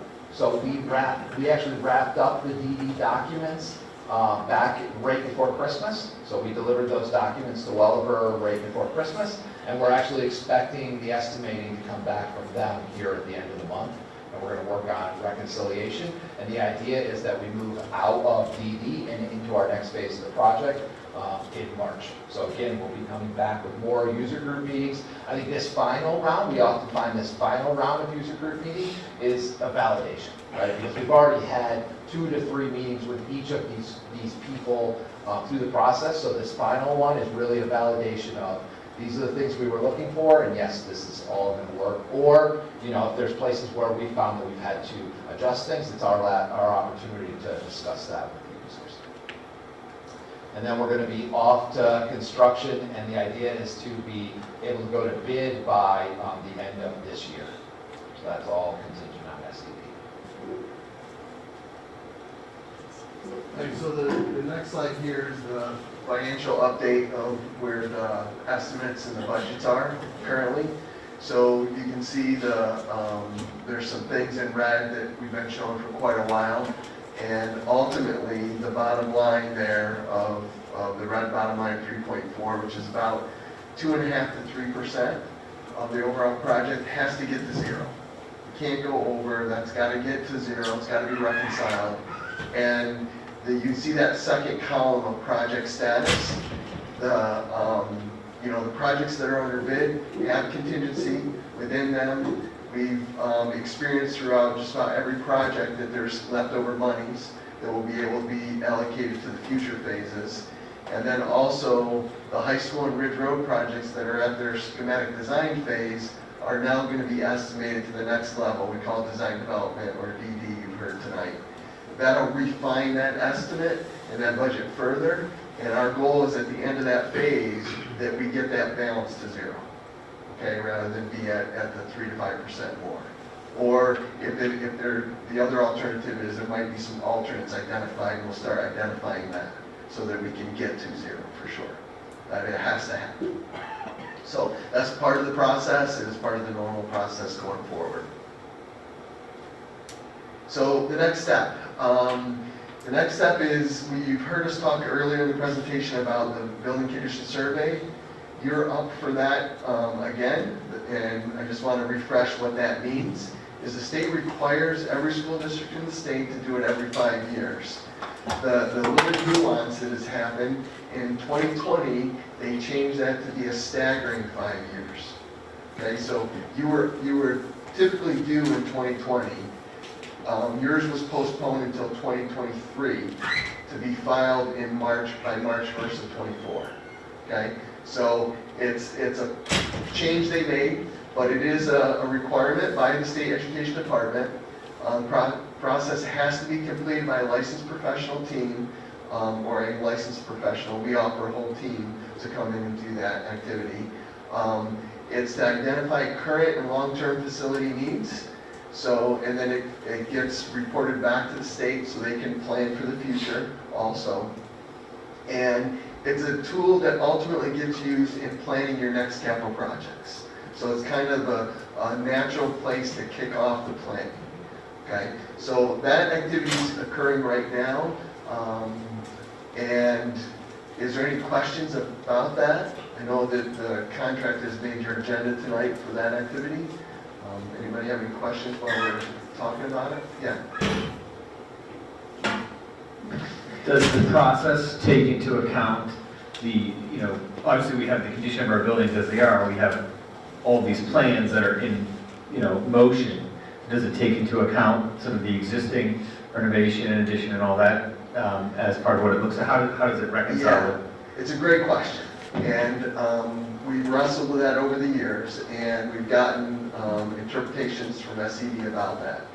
We are required to evaluate the way the condition is today, right? So even though like there's planned work for this facility and for different facilities, we got to take account for today. Now, the nuance of that is today this space is the way it is, but you've already procured a contract to renovate this. So we don't have to, adjust for how it is today because you already have a contract. But at Ridge Road, you don't have a contract. So we have to evaluate that for safety and considerations today because you don't really know what's going to happen until you write a contract. Okay? Thank you. Yep. Jeff, so in the contract, it has value add-ons? Yes. And one of the value add-ons is to study the stages at the grade school and the auditorium. So based on your comment, we have a contract to do this. Studying Big Flats stage doesn't seem like, why would we do it? Right. Why would we do it at Gardner Road? And then the second part of the question, one of the add-ons is looking at the roofs. And we have new roofs, so I just need to understand why we should approve the add-ons. Yes, for sure. So a couple things that the state has allowed you with the building condition survey process is they have an allocation of up to 31 cents per square foot that you can spend on it and get aid back at your aid rate the next year, okay? So typically our comprehensive is, I can't remember, it's maybe 10 cents, whatever was in there. It's around 10 cents, so it's only like using about a third of it. So the state has really pushed districts to do appropriate testing and different things that will help you plan better for the future. Okay, and they want to make sure that a proper safety evaluation is being done. So the issue with the auditorium stages is there's a lot of safety considerations with the equipment and the curtains and the lighting and different things that are hung. And over the years, there's been failures. So because there's going to be some time between when things get done, we want to make sure those safety factors are evaluated today, right? Because you're still using it. And with that consideration, we bring in a specialist to do that. But the main focus was the high school to plan for the next project. Because we know there's systems that are having problems that need future planning. So we want to make sure we identify that and budget that appropriately. While they're here in site, they're going to tour the other buildings also. Make sure there's no safety considerations. Okay? Or if there are, that they're being addressed. For the roofs, the big thing on the roofs is there's a, Chad had mentioned there's a lot of different ages of your roofs. Even though we've done a lot of roof work, it's staggered. There's some areas of the roof that were done, I'll say 10 years ago, some 5 years ago, and some that are 20 years old. And really documenting all that information into one place, documenting all your warranties and when they expire, and doing that graphically was a tool that would help Mike in his planning and help you as a district in the future to make sure that you can keep on top of it and not get in the situation you were in where you had so many roofs expire. The big thing, just 1 second, please. The big thing to understand about the BCS, and I've always had to explain this as well, is that the reason why the BCS is there is because the state wants to make sure that state property is regularly being maintained. Now, it didn't, if you heard what Jeff said, it didn't start until a certain point. That's one of the reasons why we have significant changes here, and it's as a result of those BCSs that are bringing about what we're doing. But it is a good process. They're trying to stagger it so not everybody's doing the same thing at the same time. But the reason is because these are state properties, and if anything happens, the state wants to know the properties are in that. That's why we have to do the mandated report. Now, the good part is we're already dealing with the vast majority of them, but it's always good to know what are additional ones, which will sort of lead us in after this to our next potential project. Do you have a question? I do. Actually, it piggybacks off of what Dr. Douglas just said. If, let's say we submit the report and there's a glaring issue, can the state come back and say to us, you need to halt and fix this major issue? Or do we move forward? Like, how does that process work? Is it kind of a checks and balances, or is it just that, hey, this is what we're doing? Yeah, I can respond to that. So this all gets boiled down to a form that you have to file on Hcsd's website, okay? And within that form, I'm not gonna have the number right, but say there's about 120 questions. And some of those questions, call it maybe 30 questions, are tagged as health and safety questions. If you have a failure or something that is, I forget the exact rating, but I'll call it a failure. And an active leak is a failure. You either have to fix that leak, or if you don't, you tag it that it's in a failing condition, you will get notified by the state that they want to know when you're going to fix it and how you're going to fix it. So that's part of their review of that. Jeff, it's sort of like, remember the failure in the pool floor, right when I started? I think that was right around the time of the BCS that the board, because of the failure, we had to report it to the state. And the board took emergency action, and that's what the state's looking for. You've got a major health and safety factor. We brought in the architects, they said they filed the paperwork with the state. The state said, how are you going to address it, or when? We came back to the board and we had an answer, I think, within 30 days. We're putting out the bid and we're doing an emergency repair. That's the process. So the state also understands that if there is that type of emergency, you may not be eligible for state aid at that point. But that's where they work with the architects to try to make sure the facility is safe. And the one other consideration there is any construction work you do has to be consistent with your building condition survey. So if it's not in there, it's not identified, and you want to submit a project, they will flag it and say, no, you didn't identify this in your building condition survey, you can't do it right now. Like obviously in our BCS right now, what do you think the high school pool is going to be flagged at?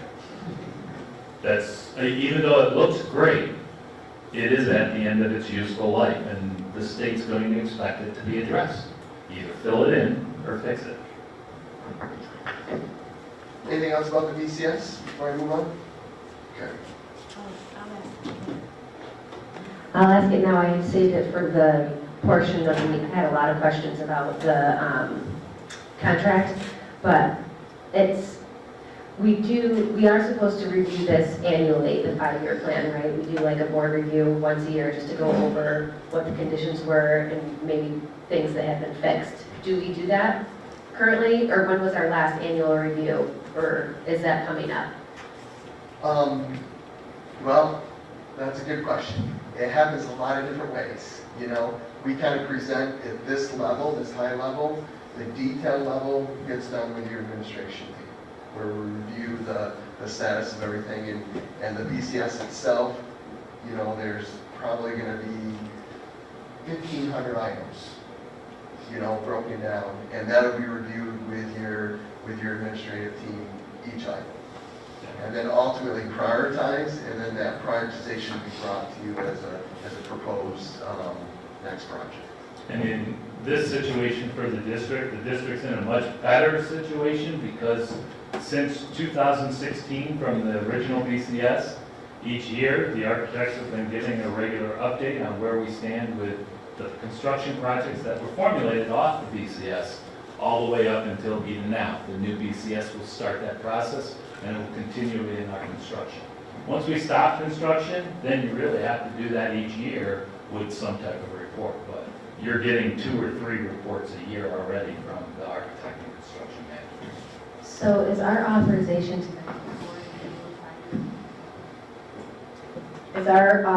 tonight for the new 5-year BCS report for you guys to go ahead and provide us with a new one that needs to be submitted by March. Okay.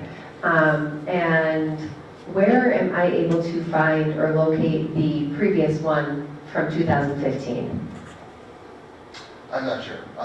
They're all posted on SED's website, all the districts in the state. But I don't know the exact link, but you can get to what's filed with the state from that perspective on how the district is organized. I'm not sure. Our new version this year is we have an online version that we can give rights to, the district to view it there, and we can also print it. But we've tried to, becomes such a big document that printing isn't very user-friendly. So we made it available online. Yeah, Just it so is that better the as a public web has the ability to see it at any Well, time. not necessarily the whole public, because there's some information there that you need to be a little sensitive to. Okay. Yeah. There is proprietary Yeah. considerations. The form that gets filed with the state is a public document. Okay. And that just gives a good overview of the overall conditions of the buildings. 120 line items, questions. Okay. Yeah. Christine? Christine? Yeah. I just want to piggyback on Trina's first question. I remember, so early on in my board service, I sat on the facilities committee, and I'm quite certain the facilities committee also looks at that BCS in detail, right? So we do have board representation that does look at that BCS with that facilities team. So I'm assuming that still happens. Yeah, that will happen. Yep. Thank you. Good. Thank you. All right, so what's next? So we talked about the BCS. These are some highlight items that have been talked about already. And I'm just kind of reminding you of what's out there to try to get to the, complete the 2030. And, it hasn't been determined how many votes this is, or referendums, or the cost, but these are some scope items that have been talked about and have been included in past BCS information. So you have the natatorium, the pool, as we talked about, remaining classroom renovations. At the high school, there'll still be some classrooms that haven't been done. A STEM suite was looked at quite a few years ago as an addition to further link the building from the south end to the north end, kind of bypassing the pool area. And then music room renovations, upgrades to the auditorium, completing the site improvements. You got the other side of the tracks, if you will, the baseball field, tennis courts, and the old stadium repurposing. The maintenance building, kind of addressing that whole corner of the site there in the back, cleaning that up and possibly removing that. Restoring the current staging area to green space, and we talked about a field band space and athletic practice space. There is one thing, a softball field that's missing up there, that's just a miss right now.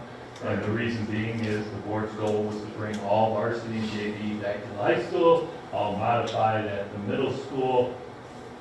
That would have to be in there. And as Jeff said, we originally thought that it would probably be 3. It might be 3, but depending on the amount of work and what's going on and what the priority is, it might have to be 4. The good part is, if the third project's approved, the fourth project is going to be funded with the first project's money coming on.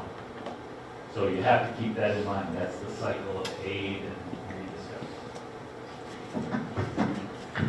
So then at the elementary schools, you have the remaining classroom renovation, like the plans Chad was showing you. There's a lot of white area in those buildings. That would be looking at renovating those older classrooms, and if they're possibly having further additions.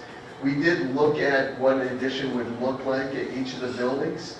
I think we showed that in the past, but basically we kept in mind if you had to further expand these facilities, how would it be done?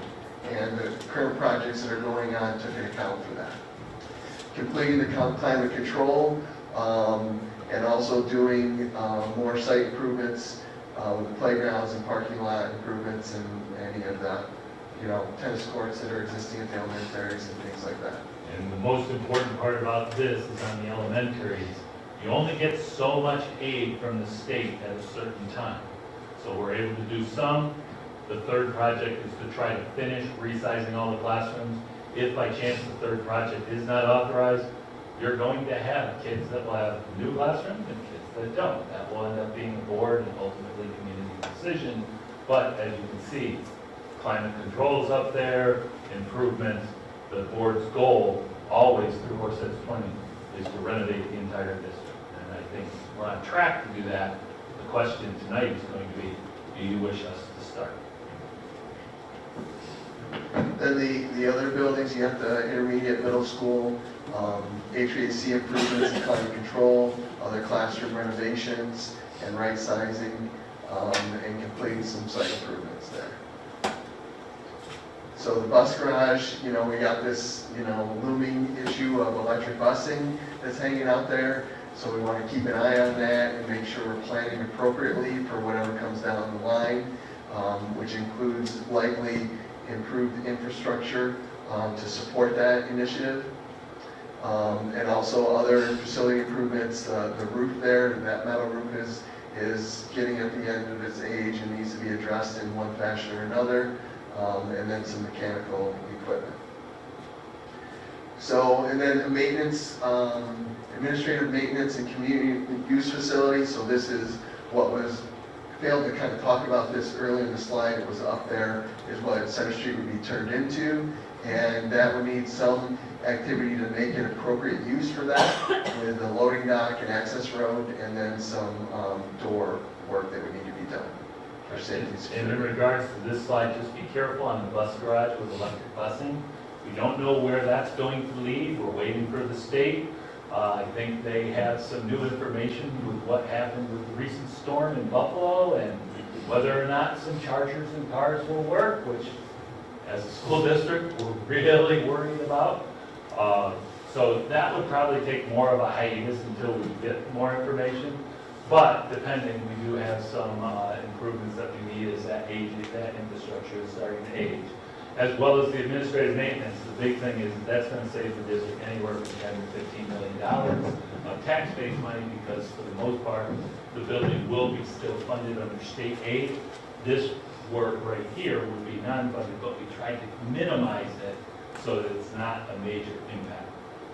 When we're talking about access road to the loading dock, where you see the fence and we go down to the Welliver's trailer, that's what we're talking about, an access road and paved area along the backside of the shallow wing at Center Street, as well as an access road over to the stadium. And that completes all of the ability to turn that into a facilities maintenance center on one end of the building, a community and district use center on the other, which is the best resource and finances for the community's money, as it will be, a lot of it will be funded by state aid currently in the process. So this is the last slide. Yay! So any other questions that we can answer at this time?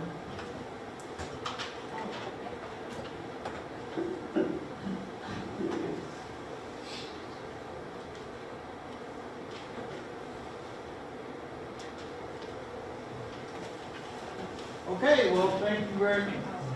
I do. I had written my questions down as you were going through the presentation, because I wasn't sure that we were supposed to be asking questions during the presentation.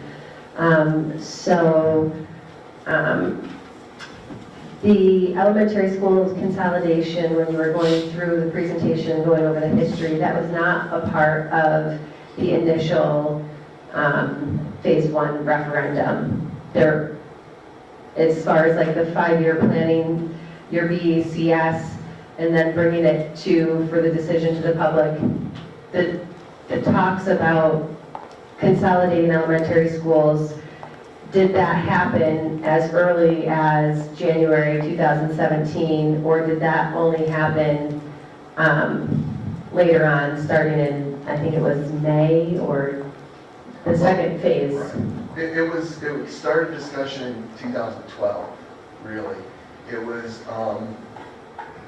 for that first referendum, it was paused, and the first referendum was more about infrastructure and doing those improvements that were done.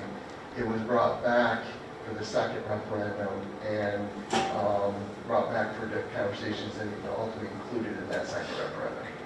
So the consolidation doesn't go back to the merger study per se of the schools. You're saying that the discussion happened back in 2012 for the benefits of cost savings goes? Started at that time. It started, okay. But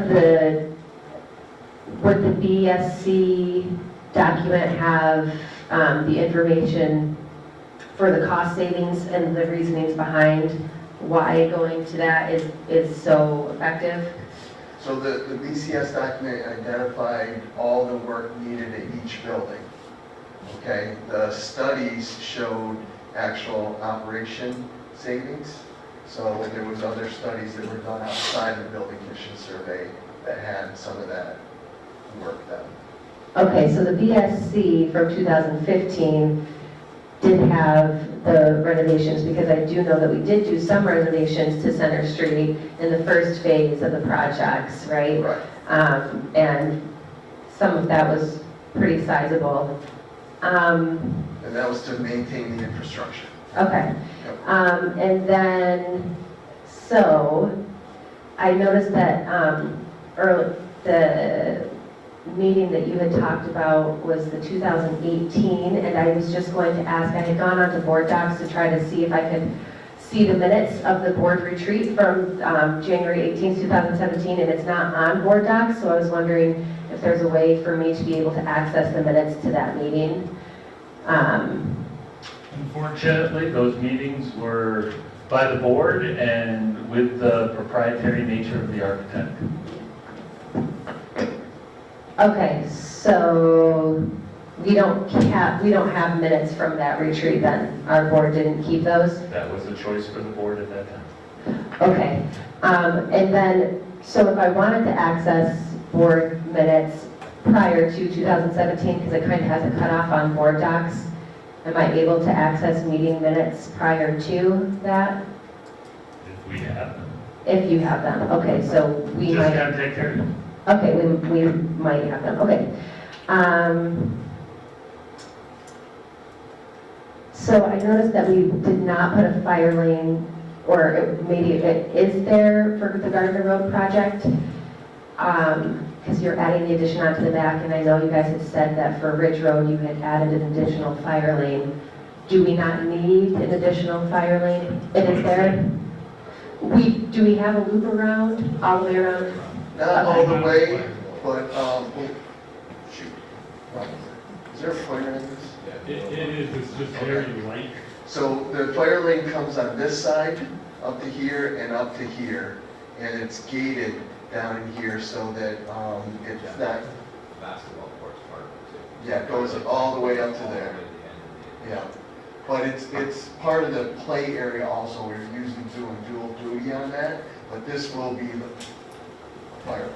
Depending It's on built the third. the way the fire lane needs to be built. Okay. And depending on, Katrina, depending on the third project, if it's ever approved, you see the first wing that's being added on, you can tell exactly where the next add-on is to resize the building. The fire lane would then be extended, so it's already been pre-planned. Okay, so the other question I have is the parking lot that's currently there with the additions, and this was my question when we were touring the facility, as far as like the parent pickup, drop-off situation that they have over at Gardner Road.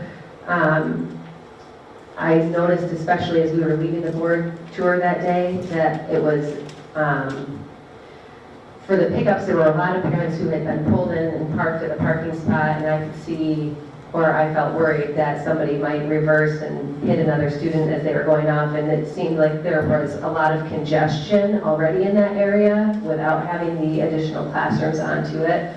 And I don't know if there was any consideration or talk about making sure that we are making that as nice and accessible as to Gardner Road as we were doing it to Ridge, or like Big Flats and Ridge Road seem to have a really nice flow to their parking going on, and I don't know if that's happening at Gardner. Well, We have done the best that we can according to state ed at this point because of the landlocked nature of it. In the future, we may have to look at extending maybe a faculty parking lot behind the building. But right now, that's all that can be done, and the state has already gated. And yeah, it was work that, this improvement that was done was completed. And just so that I can add, that's for about 470 to 480 students when we did that at that time in the building, and we're looking at maybe about another 40. Wait, can you repeat that? I didn't hear the very last part of it. The key number that we're trying to strive for each of the elementaries is around 520, 525. At the time that we did that, the elementary enrollment at Gardner Road was already over 470 plus students. So Gardner Road is our biggest enrolled building at that time that they did that parking lot. And there is more space. They may have to look at how do they get kids in and out. The parents will have to park and bring their kids in. But there's not much else we can do unless we create another parking lot in the back and move the staff, most likely. Okay, thank you. Christie? So, no questions, just some comments. So, one, thank you.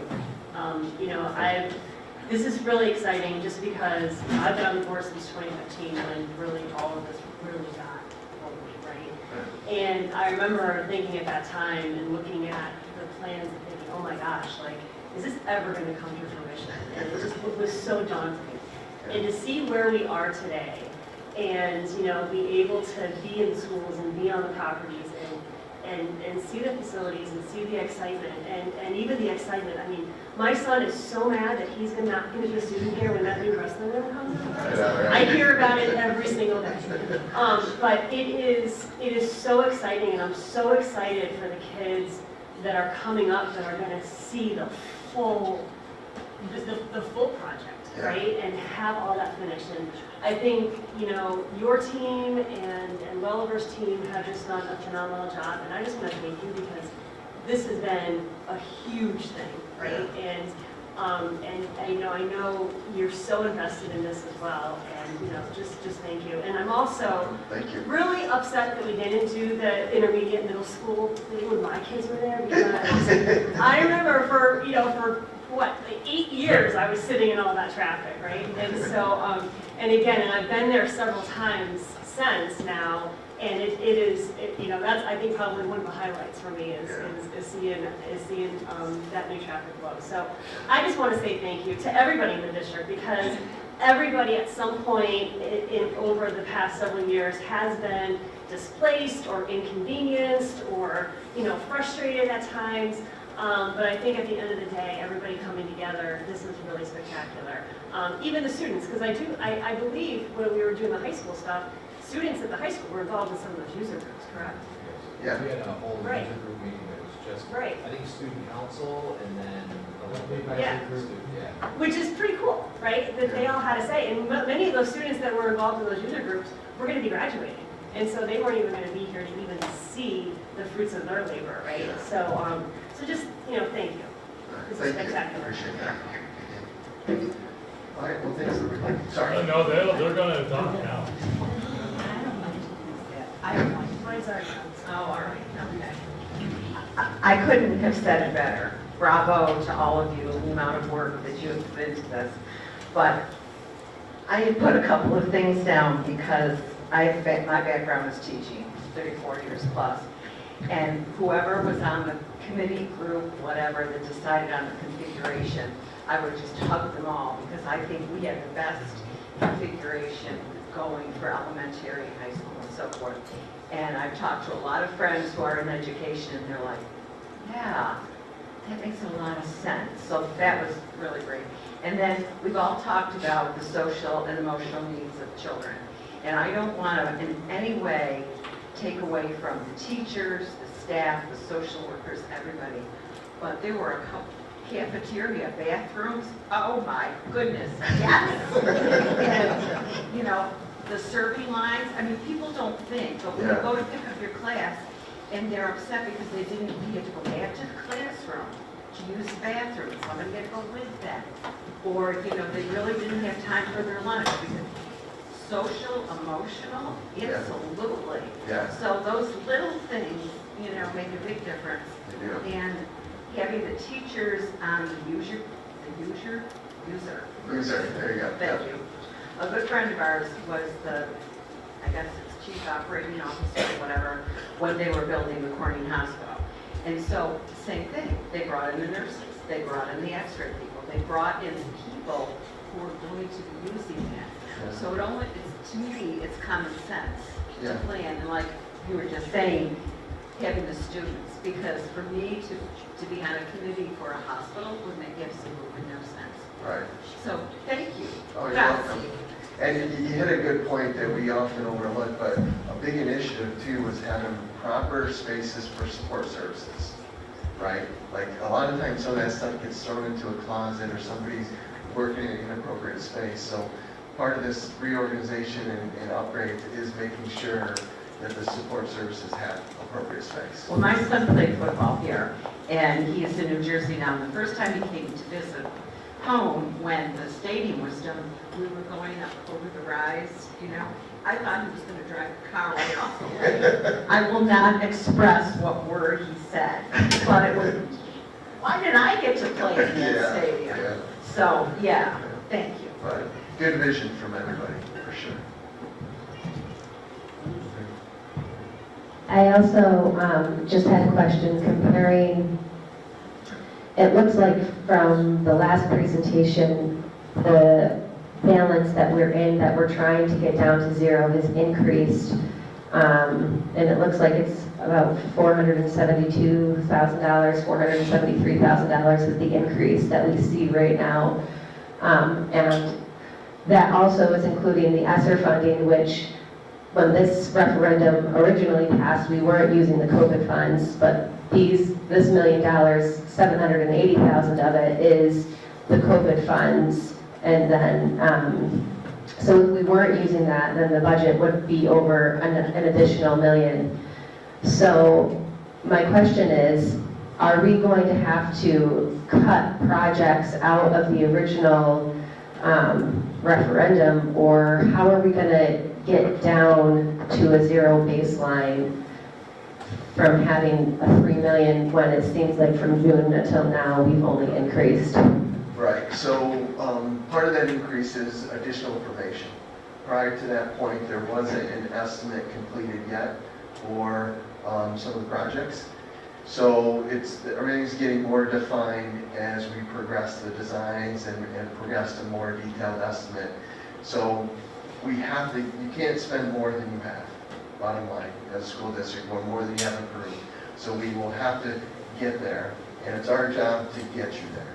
So if there's a change needed of any scope of the project, it'll be brought to this board for your review and decision making. We're going to do everything we can to keep the scope as we presented to you here tonight and get that within the budget. And there's certain things that can be done that don't change the scope. Certain things that can be refined and further detailed that can help reduce that estimate to get you down there. Can we get all the way there? I'm hopeful, and I believe we can. There's still lots of contingencies and safety factors budgeted in that won't be realized until we get further down the road. So we're anxious to see. Won't be realized until you get to bid day too. Right, and so we'll have protection measures in there. I mentioned alternates might need to be identified. Again, we'll bring those to you as they're identified or possibly needed. But the next round of estimates will tell us a better story. If I can add, Yeah. a couple things.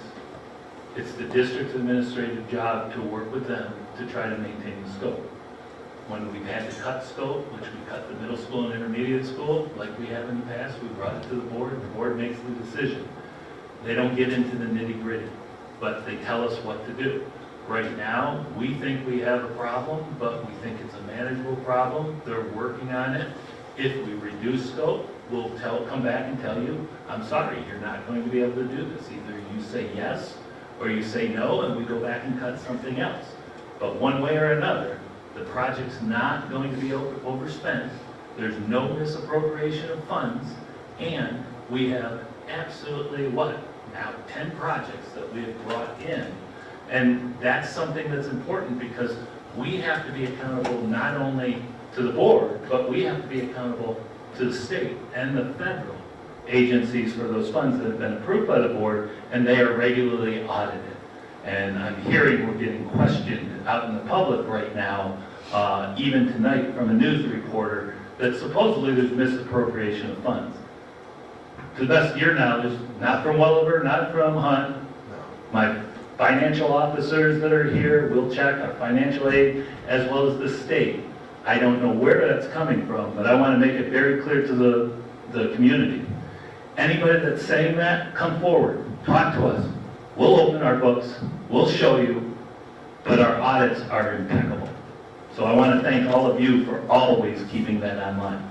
So hopefully that helps you understand our goal is to bring it online. Thanks, everybody, appreciate it. Thank you. And then just one more thing as far as like the change goes. I do like the new drawing, the new blueprint that we have. It is significantly different than what the public had voted on originally. And I know at the last board meeting, there was a resolution passed to make sure that the board was upholding what it was that the public had voted on. And I'm concerned that this is a big change since it's completely different drawing, and I don't know exactly how we should handle that as a board from that resolution in the last meeting. As the board said, we are upholding the amount in it with the idea that we are trying to address the scope. That is the law, correct, Jeff? Yeah. The specific end design, as long as the scope's being maintained, is what the state is looking for. We cannot exceed what the voters authorize. They do not authorize specific plans. And that's always been clear, I think, to the board.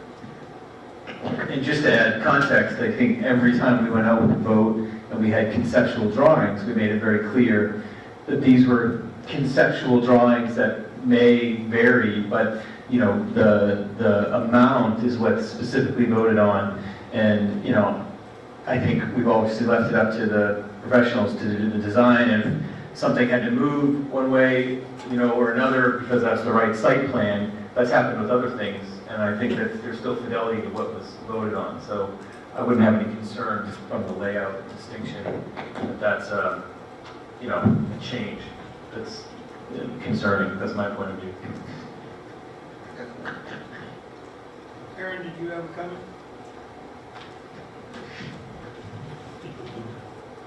It wasn't so much a comment as more of a question, but I may be getting bogged down in minutia, but I figure if you have a moment, I'll ask. On page 27 of your PowerPoint presentation, again, I'm an educator like Mary Ann is, so I notice these little things. Can you describe what it is? I just don't Yes. know the page numbers. Yep, it's page number 27 in your PowerPoint presentation. What's it about? Oh, I'm sorry, it's Ridge Road Elementary School, and we're looking at the addition. That one or that one? That one. Yep. No? Yes. So if I'm blowing that up and I'm looking at the first grade classrooms, I'm noticing that one of the first grade classrooms is still located in the original spot down to the right. So I'm curious because I see that we've clustered all of our groups together. It's a good question. Chad, we talked about this. I'm not sure I'm gonna get it right. I see that you have your 15 one classrooms on either side, but I'm just curious as to why we're not keeping the first grade with the rest of the cluster.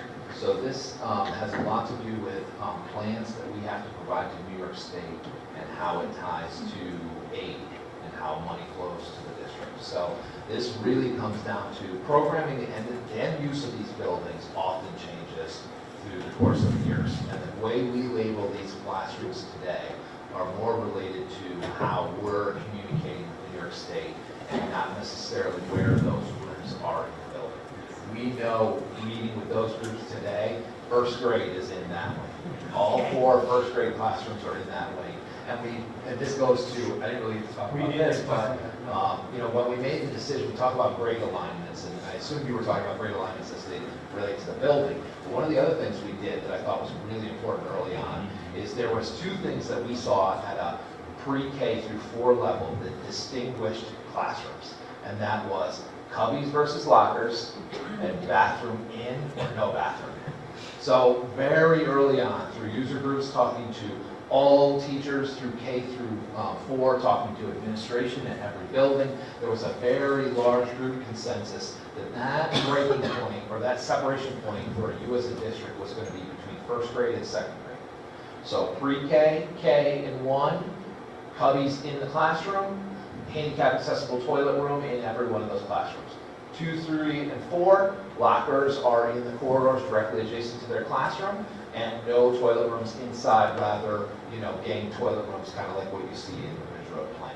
So what that affords you as a district, when you align those grades, is when you have bubbles that come through your district, and you need to use 5 sections of K, and maybe you only need 3 sections of 1, but you still have, so it gives you that opportunity to flex those classrooms from pre-K to 1 in those 3 grade ranges, as well as flex the 2, second, third, and fourth.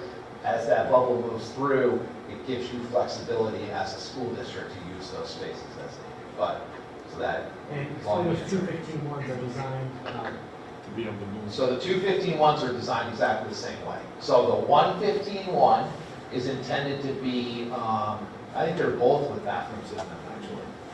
Yeah, I think they're both with bathrooms in them. So lots of flexibility with those. So in the 15, I think what we've determined is there's only 115-1 needed out in that wing today. Not to say that when we do an addition, there might not be another one needed in the future, but the classroom count is what aligned for the needs of the building. We're doing it with Anne Marie. And then the labeling is just kind of an exercise that we do with New York State. Thanks, that makes me feel better. I feel really bad for that one first grade teacher that would be like, No. It's the 18. Thank you. Okay, so I would like to say a couple things. First of all, I'd like to dovetail with what Christine said about the vision. Probably as being the dinosaur in this room, the classroom I started teaching in no longer exists. It's now a park in First place you went. and then I was south of the Mason-Dixon line for most of my career. But there's people sitting in this room that were in different classrooms in this district, and I think they also probably appreciate the vision that you created. And I think it's the vision of looking forward and what can be, because from where I started to what they're doing now, dramatic difference. And I think that then goes to my next point, is that we have to understand our roles. The district or the board says, this is what we want. And then it's up to you and Wellenberg in conjunction with the district to make it happen. If you ask me to draw somebody that failed 7th and 8th grade art, we're having no project. All right, so it's your vision, and then you come back to us, and then it's our role to say we like this picture or not. And whether Ridge Road looks like the original picture or not, you took into account the user groups. That's what you told us, that your original idea had some hiccups and you addressed those hiccups. I think that's why we hired you, all right, to listen to those types of things. So I want to appreciate all that you've done and everything that you made happen. And I think it's really good for the community. With that said, there was a discussion about stage 3, I'll call it. And now the question is the board interested in Welliver and Hunt in conjunction with the district starting to explore what we need to do for stage 3? So I don't know if I need a motion, a thumbs up, thumbs down. I'm not good on my official duties in this capacity. For an official direction. Okay, so, would somebody like to propose that we make a motion that we explore the opportunities that would be available to us in stage 3? I'll leave that to Mr. Johnson or Mr. Christmas, our wordsmiths, to make sense of what I just said, my word salad that I just said.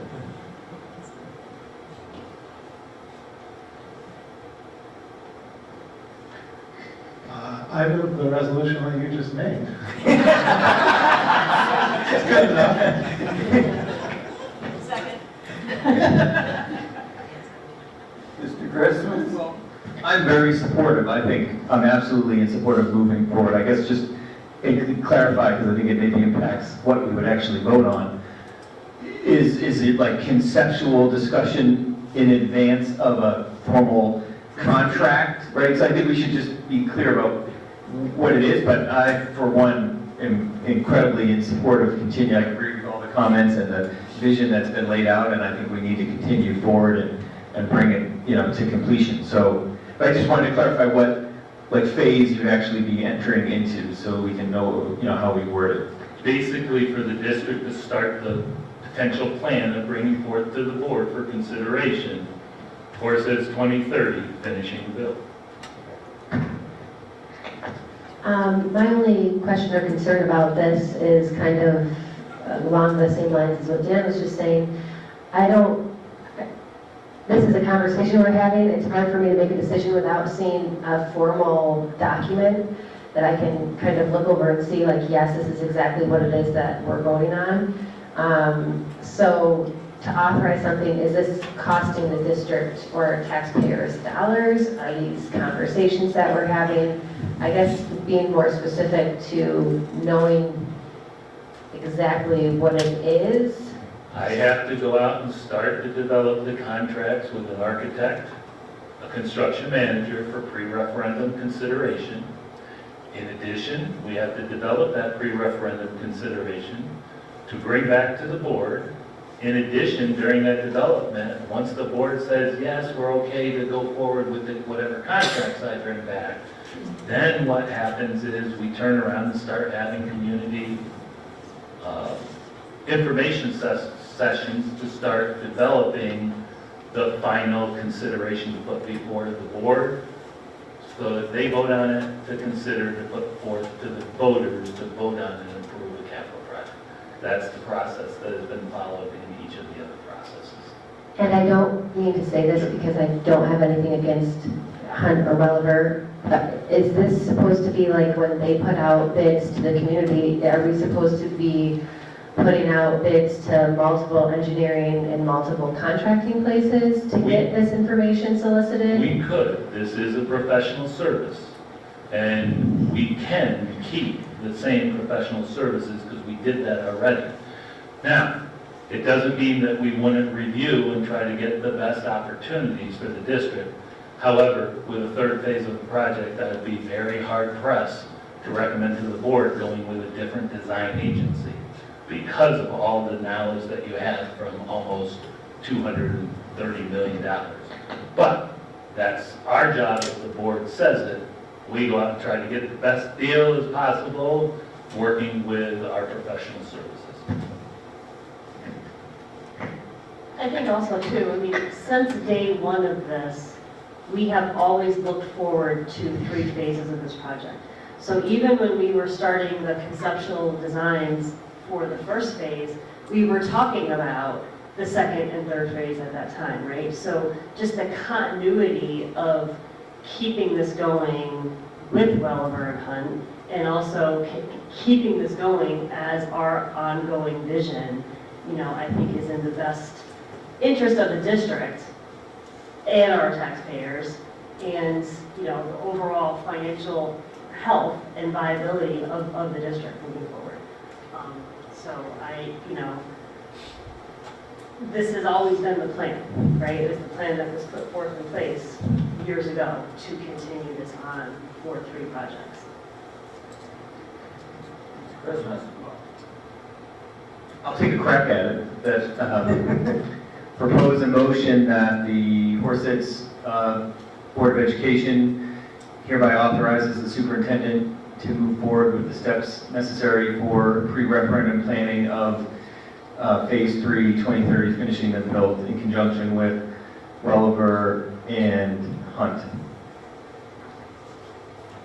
Is there a second? Second. Curiosities, discussion, comments? Lou? I just want to clarify that I'm crystal clear, that with this vote, just as Dan stated it, we are saying, yes, we want to know what it would take to finish Phase 3 and close out the 2030 plan. Is we're getting from you what it would take to do that. We're not making decisions on what we're doing, just what are the things we have to do. We're starting the process of bringing that back to you with a formal plan to say, are you ready to go forward? This is what we think we need to do. Probably even some rough estimate at that point, and then that's when we start refining. That's when we enter into final contracts. And that's only for the board to consider. Remember, you don't make the final decision. You just make the final decision on what goes to the voter. And the voters make the final decision. With that understanding, I would vote in favor. Others? All right, call a motion, all in favor? Aye. Opposed? Abstentions? Okay, motion carries. You never hear that, so that's the second time. All right, thanks. Thank you everybody. very much. I know it's a long night, and I apologize, everybody, but this was a major lift, just like the last one. Excellent. It's not us, is it? Oh, okay. Sorry. That did not look like a Wendell uniform. That looked like a fireman. Great. Okay. All right, so we'll move to Section 6, finance items for action. And I need a motion for 6.02 through 6.23. Curiosities, discussion, comments? Mr. Johnson? As a BOCES board, employee, I will be abstaining on 6.09 and 6.10 as there's expenditure of BOCES funds in those items to avoid the appearance of impropriety. Okay, and on the health and welfare service contracts, which are 6.12 through 6.19, I have always abstained on other issues, so I'll continue to abstain. I'm not against having health and welfare for our children. That's not the issue at all. I know. All right, any other questions, comments, Mr. Christmas? Item 6.11, and I think maybe Katie, you could, I'll try you with, I think it's a wonderful thing for RCH to make that donation, and I'm very supportive of it. I know there are some steps that RCH is supposed to go through in order to make a donation, student voting, or something to that effect. Are we confident those steps were followed with respect to this donation? Yes, so this is a continuation of a plan that Varsity started with us last year as part of upgrading the weight room. So Charles worked with KISS and student officers, the whole formal process of the vote and issuing of the checks, the plans, the equipment that's purchased, reviewed by Tony and Mike to make sure it's in conformance with our current plan and in the future planning of the weight room space. So, all good. Yep. Thank you. Ginny, do you have a question? I did, sorry. I got off of that. So in the change order summary, when you're going through all the different things, when we're adding the costs, are those, how do we know what the original cost? So if I just started on the first line for the additional gas line, was that because this wasn't in the plan and we need to add it to the plan? Or was there a cost, was it like $8,000 and went up to $10,000? So I guess I'm looking for those types of explanations. Any of the changes, there's a variety of reasons things changes, but it's you bid and a low bidder wins your contract. If there's a change to what they bid on, then they're due a change order. And sometimes it can be a credit if we're taking something away, or if we're adding something, or if we're modifying something beyond what they originally did. So that's kind of the broad, overview of what a change order is. It's not that the item that they originally bid just changed in cost. There might be a field condition change, there might be an error, might be an omission, there might be an owner's request to update. These are change orders, just so that you know, the board has authorized the superintendent to make all change orders for the district up to $35,000, as well as the director of facilities. I think Mike's yours is 15. So anything above those, we would have to bring to the board. However, what happens is the board's entrusted me, my team, and the architect team to make sure that we are vetting these. We also vet this with my facilities and grounds committee regularly, monthly, and we stay within our parameters to do the best interest of the district. And we also argue several times, either with the architect or the construction manager or the vendor or contractor, and they work on our behalf. So let me just take a crack at this for a second. There's a contingency budget, and that's a pool of money. So now, all of a sudden, I'll take, for instance, when they did the library and they started digging up the dirt, they found stuff in the ground. Nobody knew it was there. So there was a cost all of a sudden. Well, where does that money come from? It could come from the contingency fund. It's already in the budget. You take that out, the contingency fund is reduced by that. Maybe we wanted to look at something and all of a sudden the tile was supposed to stop here and we said, that looks terrible. We want it 20 more feet extended. Well, there's a cost to that. It could come out. So there's multiple reasons, but it's not really, it's running over budget maybe, but there's reasons why. And there's money set aside to deal with those issues. And pricing is solicited for those changes prior to moving forward with it, between Hunt and Willowbrook to reach out to contractors. Here's the additional work that we would like you to consider the issue of price. It's evaluated by the team. Pricing gets beat up a little bit if we feel it's too much. So that pricing is obtained and reviewed and evaluated for appropriateness before the work is even given the green light to move ahead. So then all of these change orders that I'm looking at tonight, they may or may not be related to price. Basically, like the cost column of all of the different things. Right, so none of them are related to a change in the price, it's a change in the work that we need done. So like Warren was saying, if, a field condition, you dig up the ground, there's a cesspool there that we didn't know about, or a drainage issue, additional work needs to be done to mediate that situation.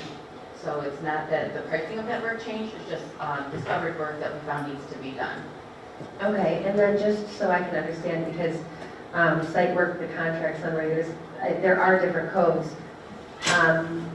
And I know that I saw at the bottom that you can see some of the codes, but the numbers, like the 09, 009, 026, or I guess from like a perspective of if I was somebody in the community and I was reading this and I wanted to ask questions about it, how do I even begin to ask questions about the form, because I'm not really sure exactly what it is I'm looking at. I think if there was a question from the community about the document presented to the board for review and approval, it would be to reach out to the superintendent. He'd gather the appropriate people to have at the table to help that community member have their questions answered. I think what Warren mentioned too is all these items are vetted in detail with the facility committee. So it is reviewed multiple times normally. Liz?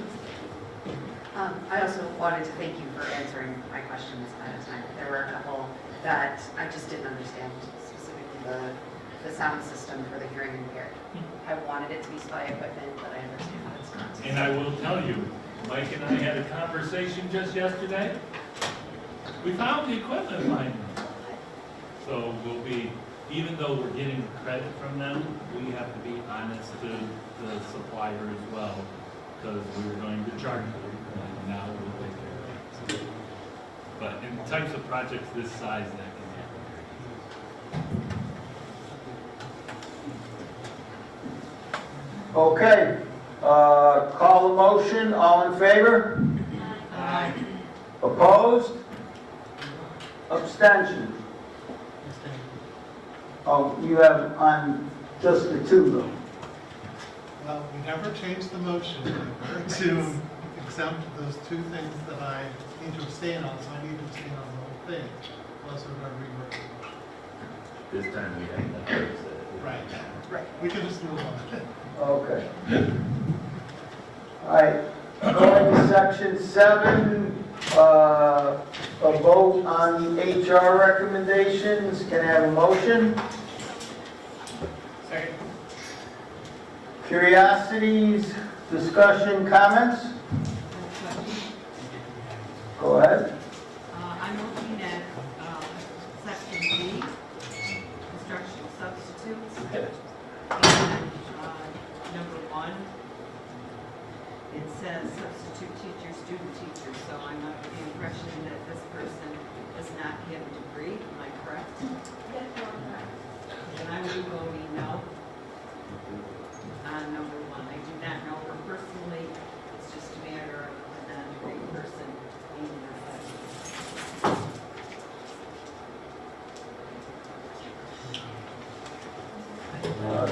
Dan, did you have a comment? No, I didn't. Others? All right, other than letter D1, where there's a no. All right, all in favor? Aye. Opposed? Abstention?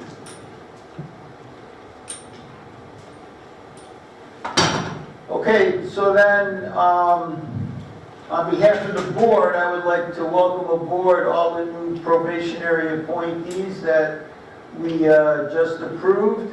And I know I speak for the board that I hope you have, or we hope you have a successful and fulfilling career in education. And I hope you enjoy future your career as much as I did in education. I can't say how much I liked it. So, welcome aboard.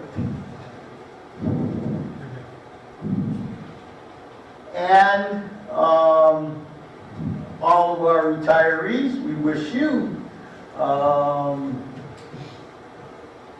a healthy and happy future. And thank you for your service. Multiple different years of service that you've given to the children of our community, so thank you. Okay, now we have miscellaneous items for action, 8.02 to 8.05. Can I have a motion? Second. Curiosities, discussion, comments? Ms. Dale? So, this really has nothing to do with the vote on this. I just want to point out again, second year in a row, that the girls' state wrestling events is on the same day as regions.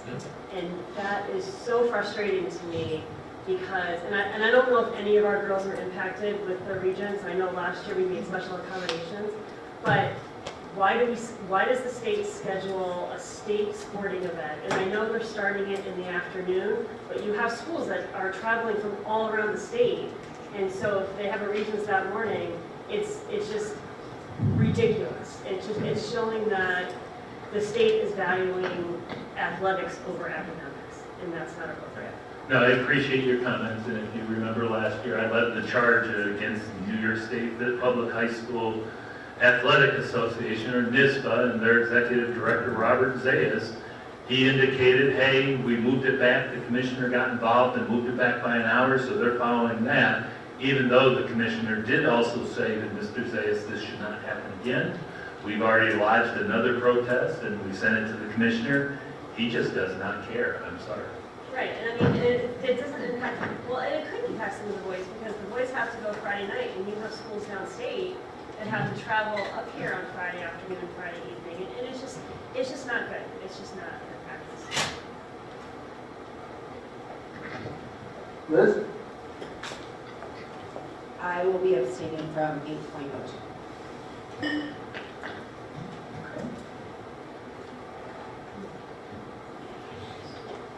Katrina? I have a question about that. If my child has a 504, am I supposed to abstain from 504 recommendations?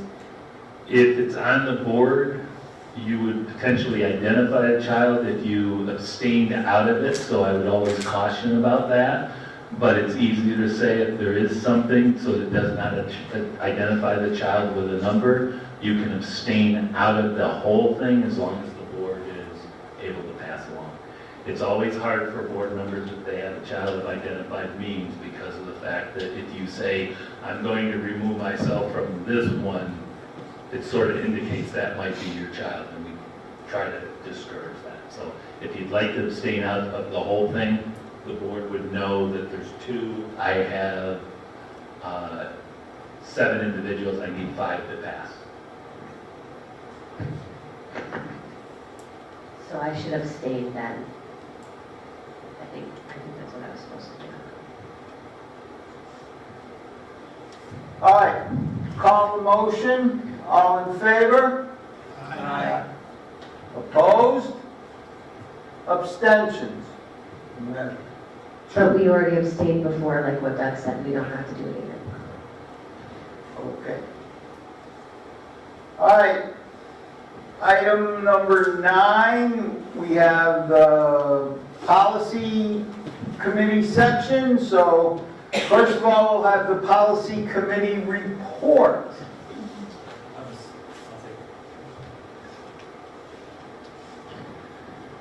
The policy committee met on January 4th at 4:30 p.m. The committee looked at 4 policies for first reading, 3 of which are brought forward on the agenda tonight. There, 2 with no changes recommended, 1 with changes. In the student wellness policy, we had some discussion about the fact that there are other work streams in the district that might touch upon this, and we said it would be a good idea for further study by the administration as to how to kind of cohesively bring that together, and then we talked about it in a future meeting. So we tabled policy 5405. I just wanted, and also for 5330, there was some discussion, searches and interrogations. This one, we don't have any recommended changes. It was noted in the meeting that this was recently reviewed extensively by our external legal counsel. We felt that it had been vetted as such and wouldn't be a good idea to change. And then there were 2 policies coming forward for second reading that didn't have any changes, meeting over meeting that I recall. And then there was some discussion in the good of the order about the athletics placement process, and it was noted that the A&E committee is looking at that topic, and we may consider it for discussion in a future policy committee meeting.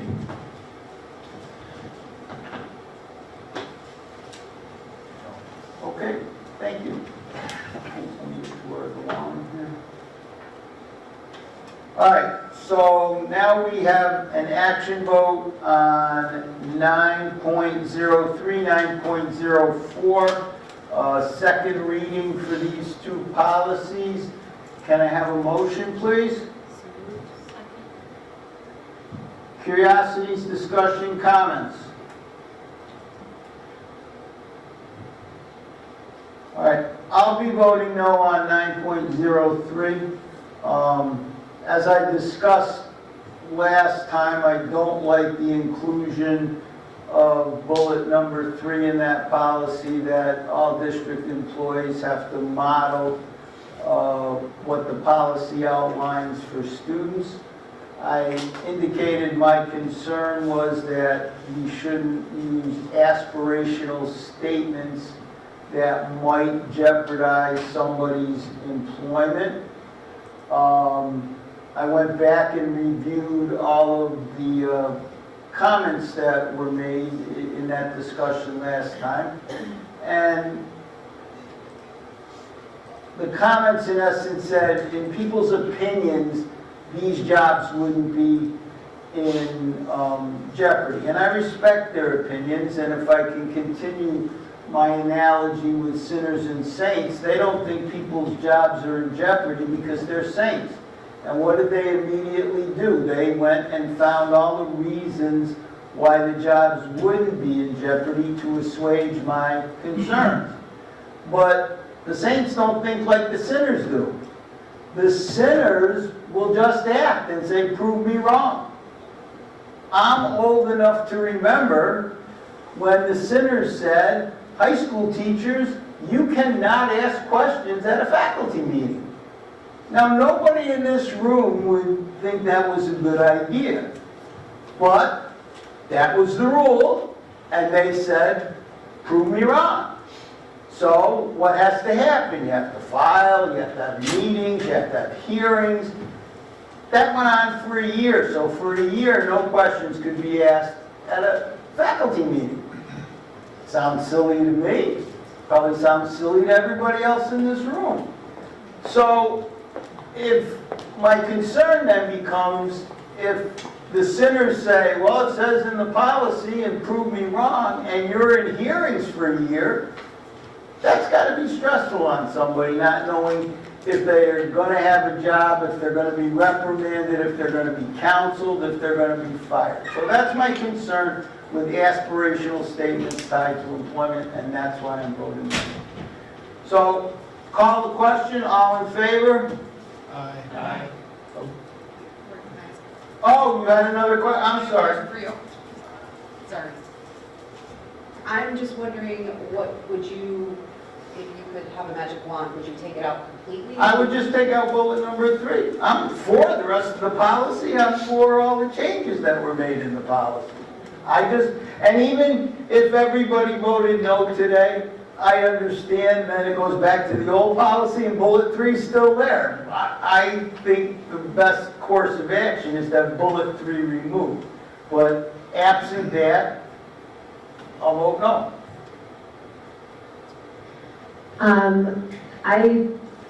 I also think that maybe we could take this one back and try to rework it if we wanted to.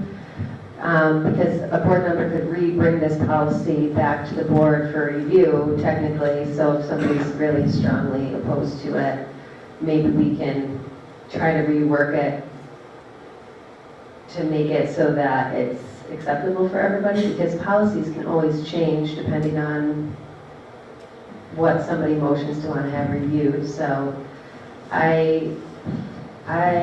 listening to you, Warren, I think that from my perspective, I will vote no with you because, you don't really know. So I think going back to rework it or taking that out completely or giving another board member an opportunity to make the edits who isn't on the policy committee, give them time to say this is what I would do, because everybody on the board should have the opportunity, even if they're not on the policy committee, to present what their edits would be, and maybe if they're allowed the opportunity to show what it would be and give them time to think about it and then present it, that might not be a bad thing. No, I had my say last time, so I'm fine with whatever the vote's going to be. I just said, well, I'm going to vote no. So. Yeah, to me, as somebody who works in HR, I mean, the word should is the pivotal word here. It says should, it doesn't say must, and so therefore it's not a problem for any employee. It is purely aspirational language. I would never be able to discipline an employee if I were in the district shoes. So I don't think it's problematic. And like I said, Warren, Mr. Coughlin, that you raised this issue at the first meeting. That's the time to raise it. We shouldn't necessarily go back and re-edit policies based on one board member's viewpoint on the second reading.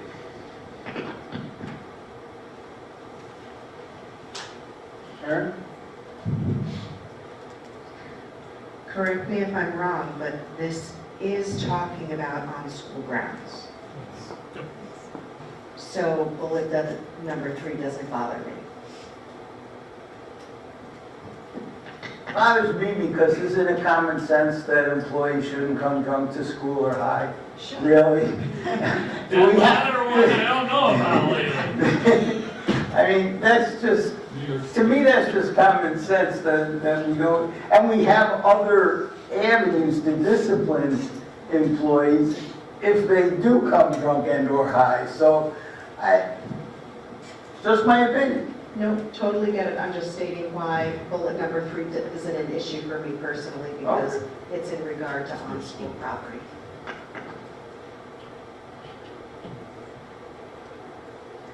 So Doug, I have a question for you process-wise. So, just so I'm clear, if we had a comment, we did want to go back and have a bigger discussion, first reading is the opportunity to do that? Or is there a process at this point? Is the cat in the bag? I'm not saying we can't go back at a second reading, if somebody raises something for the first time. I'm just saying the whole first and second reading process is set up for exactly the way the Warren used it. Warren raised his concern the first time.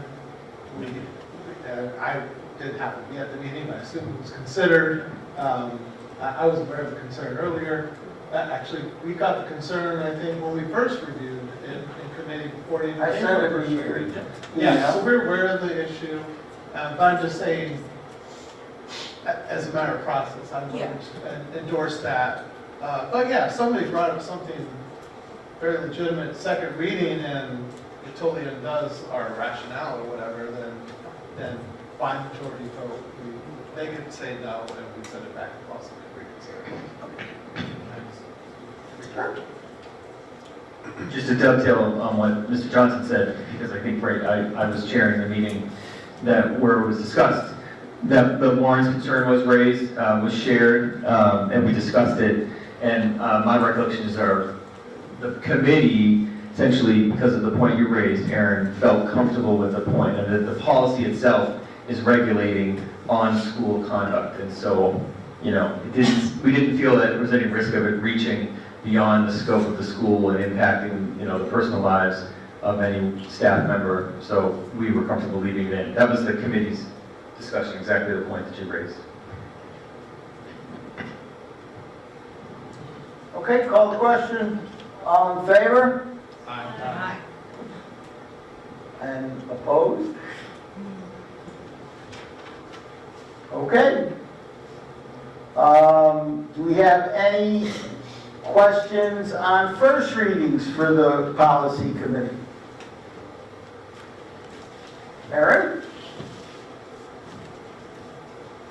Again, I don't know if I'm getting bogged down in minutia, Dan, so this might be a question for you, but if we're removing 5330 completely, would we then need to update the cross-reference of 10.03 to remove that from there as well? So 10. We're not removing, I'm assuming. No, but which one are we removing then? So, No, there wasn't a removal. oh, so there was no change. No change. There was no change. Yes. Just reauthorize. Hold on, I hope I saw something. Wait 1 second. I wrote it down so it must be true. Okay, so 5312.2. Dangerous weapons, correct? We are looking to remove that proposed deletion as this is. That's already been voted on. Right. So if we are removing that, so then if we look at the first reading for student search and seizure 10.2, we would, yes, there is a reference. We would then need to update the cross-reference of removing 53.202 dangerous weapons from the cross-reference. That's a wonderful catch that in the first reading now goes back to the committee at the next meeting to highlight and instruct. Okay. Thank you. I knew, if I wrote it down, it's true, right there you go. That just secured you a spot on the policy committee. I will always find these little things, that's Terry. Okay, number 11 is the first report from the school board president. So for the avid followers of our agenda, you may have noticed that there was a change in the format tonight. Most of the credit goes to Liz for changing the format. We were looking for ways to consolidate and do things. So one thing you noticed was we had the report from the chair of the policy committee, or in this case, Mr. Johnson substitute, and then we had policy discussion instead of having it disjointed in other places. So that was the rationale for doing that. Also, I'd like to alert everybody that the district was in the process of taking policies and changing it from where they were initially stored, and now they're stored on board docs. So if you go to the board docs and look at policies, they're listed there except for the 5,000 series. Currently, they have not been switched over, but all the rest of the policies, if you're looking for them, they are now on board docs. If I can add one thing there. You may. The only reason why I want to add it is because, just so that people know, on the SharePoint, which is the old one, which is all the PDFs, we are going to be taking down 0 to 4,000 and 6,000 to 9,000, the table of index, and just keeping the 5,000 student policies there because we're in the process of trying to get them ready to ship over. But the issue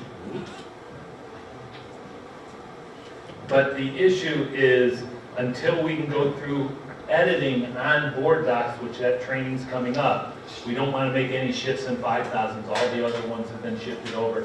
But we don't want people going on and saying, oh, it's here. Oh, maybe I check here. Once it's shifted over, we're getting rid of the old archival footage. And then with board docs, anything the policy committee does and the board approves down the road will always be tracked for perpetuity inside board docs. Okay. And then thirdly, I'd like to at least put into the record, the board received a letter from a community member, and it was in reference to the district communicating about Center Street closing. And to summarize the letter, this person lives in Erin, and they indicated that they were well aware, and everybody in Erin was well aware that Center Street was closing. They wrote the letter after viewing live stream the November board meeting, and they even indicated all of the conceptual drawings were up in the Erin Town Hall for the public to see, and the public came in and made comments. So the board is now in possession of that letter. And that's all I have to report tonight. So now we have the board member comments sections. So anybody would like to have comments? Trina. I have a few comments. I'm not really sure where to start. So I'll start with what you were just talking about, that letter to the board, and what Amy had said earlier tonight in the discussion back and forth between the superintendent and trying to communicate with the board. That was a letter that was sent to the board, except for I received the board emails, and I don't have that in my email. So that was a concern for me. What don't you have? What specifically don't you have, so I know? You just read a letter from Correct. somebody to the board, and I didn't get that in my email. Nor did anybody else. It was just given to us in paper form in executive session to read prior to coming in. Nobody else received it. Oh. So I have it now as board president. So the person just gave that to you on paper, they didn't try to email the No, board? they gave it to the superintendent We and sent it into the emailed. district office. Okay, but not through email. That was my concern was, or if we were getting That's things in email. The other thing I wanted to talk about, I had sent an email about it. I did want to talk about the APP process. I'm going to say that for a second, but another thing that I wanted to have on the agenda that didn't get put on the agenda was the replacement of Kevin Adams and who he was going to be. Tonight, we saw a 4-4 vote, and I think it's really important that we have a ninth member and we have a vacant seat open. So I would like to discuss or maybe even make a resolution to make sure that we fill that seat as quickly as possible. I don't know if we want to stop and have discussion about that, or I'll just finish. When we were at the last meeting, one more thing. So when you were reading today the policy on public members speaking, and prior to us having the vote, and with the time clock being there, the policy, if I remember hearing it correctly, said we do give the public up to 30 minutes, and that there was a sign-in sheet, and that there was only one person on that sign-in sheet for tonight. And so while I know we do have that 3-minute policy in there that we allow people up to 3 minutes, I do think that it's important to look at the big picture and say, well, if there's nobody else on the sheet, and if there is a small amount of, if there's something that somebody wants to finish and they're not talking for days and days, allowing that person to speak is just like the right thing to do, and how you treat people is really important, and I did not feel like that was handled well. And then having the timer going off, I kind of felt like that was really obnoxious and unprofessional. So I wanted to say either maybe make a motion to review that policy and make some changes to allow the lenience of if we would like to allow the public, because that also invites the public to want to come and have conversations with us rather than, putting up the door of, we're going to time you and then you're not allowed to talk. And then the other thing I wanted to talk about was the APP process. In the last meeting, we had a discussion about allowing private medical physicians forms to be submitted because the process already does say that that is allowable, and that's something that can happen, and several of us have spoken and said that we were okay with allowing private medical physicians physicals to be submitted and replaced while the process is being reviewed. And so I understand that this process is still being reviewed, but I would like to make a motion that would go into effect immediately until we make a final review of the process to allow what is already there and what has already been stated, to allow private medical physicians to allow parents to submit that. Can I interrupt for 1 second? I just want to know what your motion is, because we'll act on it. What Yeah, my motion do motion, you want to make? so the motion that I wanted to make was to allow, while the process is under review, before the board makes a final determination of the process they want to carry, to allow, within the parameters of what is already written in the process, to allow parents, if they so choose, to submit a private medical provider's physical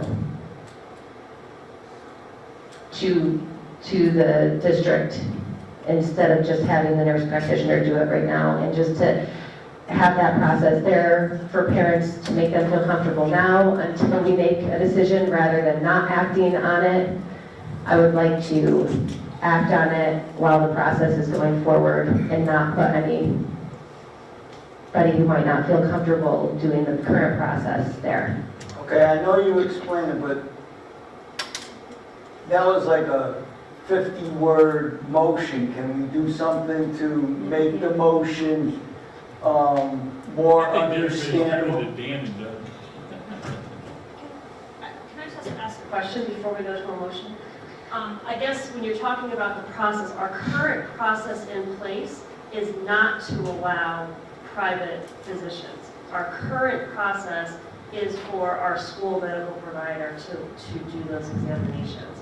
So if we're looking to change something tonight, we would be saying, okay, we want to change our current process and then evaluate something even different in the future. So I think I just have concerns about changing a current process to satisfy the complaint of one family who was very vocal for the past month that you know, so I don't know. I know I'm not speaking clearly because I'm really emotional about this right now, but we have a current process in place, and we have a committee that has been very active in discussing that process, has been very active in looking at all aspects, has been very active in relying on the advice of our medical professional that works for the district, who has a ton, who we all have a ton of respect for.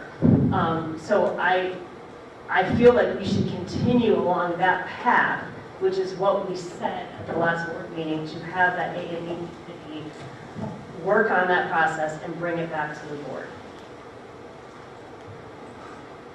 Okay, so now, did you work in conjunction with Dan or Doug to get some format of a motion here? If I can help, I think what Katrina's saying is she'd like to have a motion for the district to temporarily consider. But Katrina would like to have a motion for the district to temporarily utilize the primary care physicians, well-child visit determination for our apps process until the new process is reviewed and potentially implemented by the board. Is that Yeah, pretty much? yeah. I'm not as eloquent as them, but I think that's what I heard. Is there a second? I'll second. Okay. Curiosities, discussion, comments? Liz? Oh, I do. Sorry. Oh, yeah. The batteries are starting to go. It's been 3. I just want to, from my perspective, I'm struggling with the fact that we have a committee, we have staff members, and we're saying, okay, but your feedback, that doesn't matter right now. We're going to do this instead. So with that in mind, and the fact that I have a lot of trust in our advising committee as well as our staff, I would vote to not put this on a pause, or vote to continue to use the process that we currently have. So I seconded it so we could discuss it, and in the last meeting, and you can look at the minutes, I went on record saying that I would be in favor of the district looking at this and considering the option of allowing the private medical physician reports as opposed to, or in lieu of, the district medical personnel doing it. I'm still in favor of that. I'm in favor of the district looking at it through the processes that exist to do that. And so I would vote no on the motion because I tend to agree. I don't think we want to change that haphazardly. You know, I think that should be strongly considered by the A&E committee, and I know there are other changes that we discussed earlier that are under review, so I think the district is responding to the concerns that were raised, and And I'm in support of the idea that this should follow the right process flow. I know that the spring sports APP process calendar is already published on the website, and there's already a timeline established, and so I'd also be concerned that if, we'd be forcing a change on a timeline and a process that's already been established. So I would vote no, but I continue to state that I think it should be strongly considered as it's looked at by the relevant groups in the district. Aaron? What I stated last time too was the state has the guidelines which we are currently using. However, as a local entity, we have the ability to update our procedures in which it is executed. And I believe that our A&E team and committee has done that. They are in the process of reviewing it. As Dr. Douglas stated earlier, there are changes to the process or updates to the process, additions to the process that are going to go into effect, which I think in less than a month's time or a month's time is a really quick turnaround in a district this large. So I do feel as if we are addressing the concerns quite quickly. And my opinion would be to turn down the motion at this time because of the work that is already in progress and because of the continued review of this. I too will vote no for the motion. As a member of the A&E committee, I will tell you that the committee is taking this extremely seriously, and there's been very, I think the past two meetings I've been at have been the best two A&E meetings I've been to because of the discussion and because of the passion around it. And I do think there's been, I'll call them quick hit improvements that Kristen has come up with to, add in a phone call verification process and add in to the permission slip that a parent can choose to be in the room or not to be in the room. So I think there are some things that are already being made quickly to try to alleviate some of the concerns, but we are in the middle of a school year, so to make a drastic change prior to the end of the school year, I think is premature. And because there are extenuating circumstances that, I never even thought about until hearing Kristen's perspective and hearing some of the coaches' perspectives in that A&E committee, and which the board will all hear when that committee puts forth their final recommendation to Dr. Douglas and he brings it back to the board. So I think right now, I am not in favor of making the change to bring back the use of a private family physician. I don't want to be repetitive to what all my members have said, but I agree with everything that has been said. I think it is best that we follow the process, let the committee do their work. We've given them that directive, so I will be voting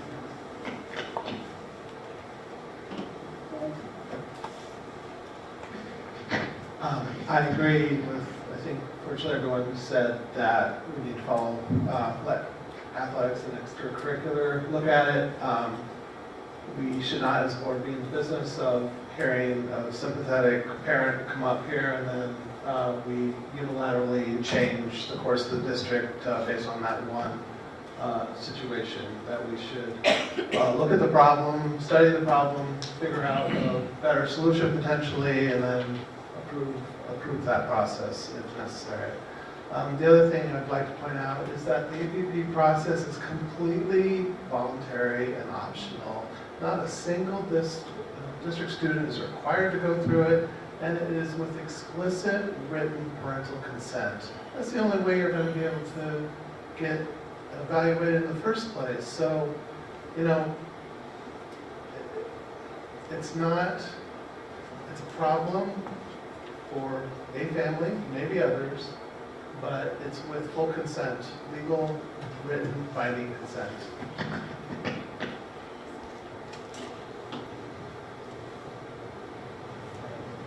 So I'll also vote no.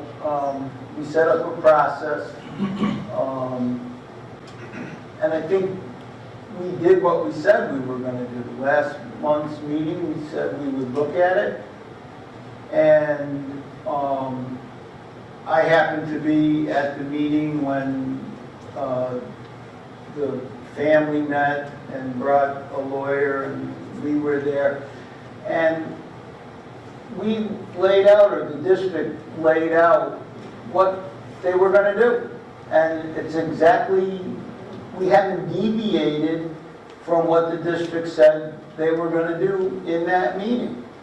And I was under the impression, maybe naively, when I left that meeting, that there was a plan in place and everybody was on the same page of that plan. So I'll vote no also on the motion. Liz? I just want to build on your comment, Doug, that not only do students, it's 100% optional, it's also optional for us as a district to even do this.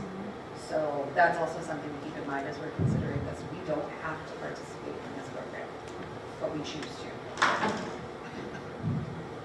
I'm not saying I don't want to participate. Clarify that, but I'm just saying it isn't.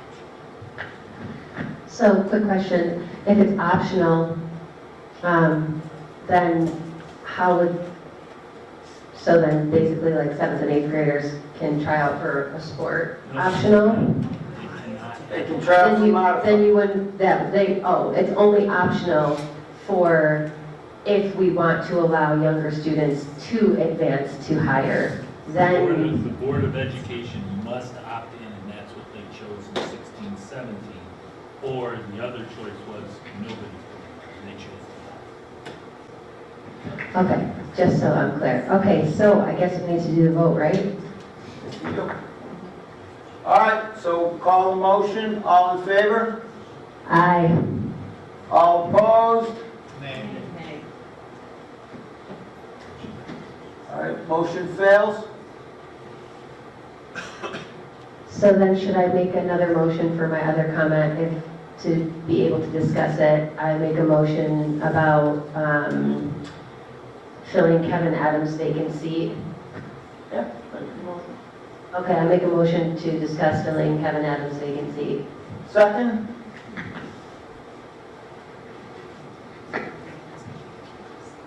So you. Oh, I'll second, yes. Oh, okay.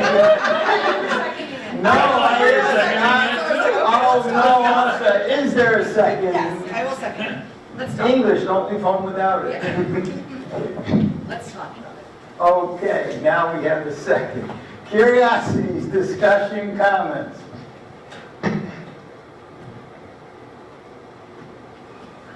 I agree. I think it's something for the board to discuss. And in my tenure, I think we've had at least one other time when there was a vacant seat, and my recollection is that there are a couple of different ways legally that we can pursue filling it. I don't recall those offhand. I think it would be good to, I do. Okay.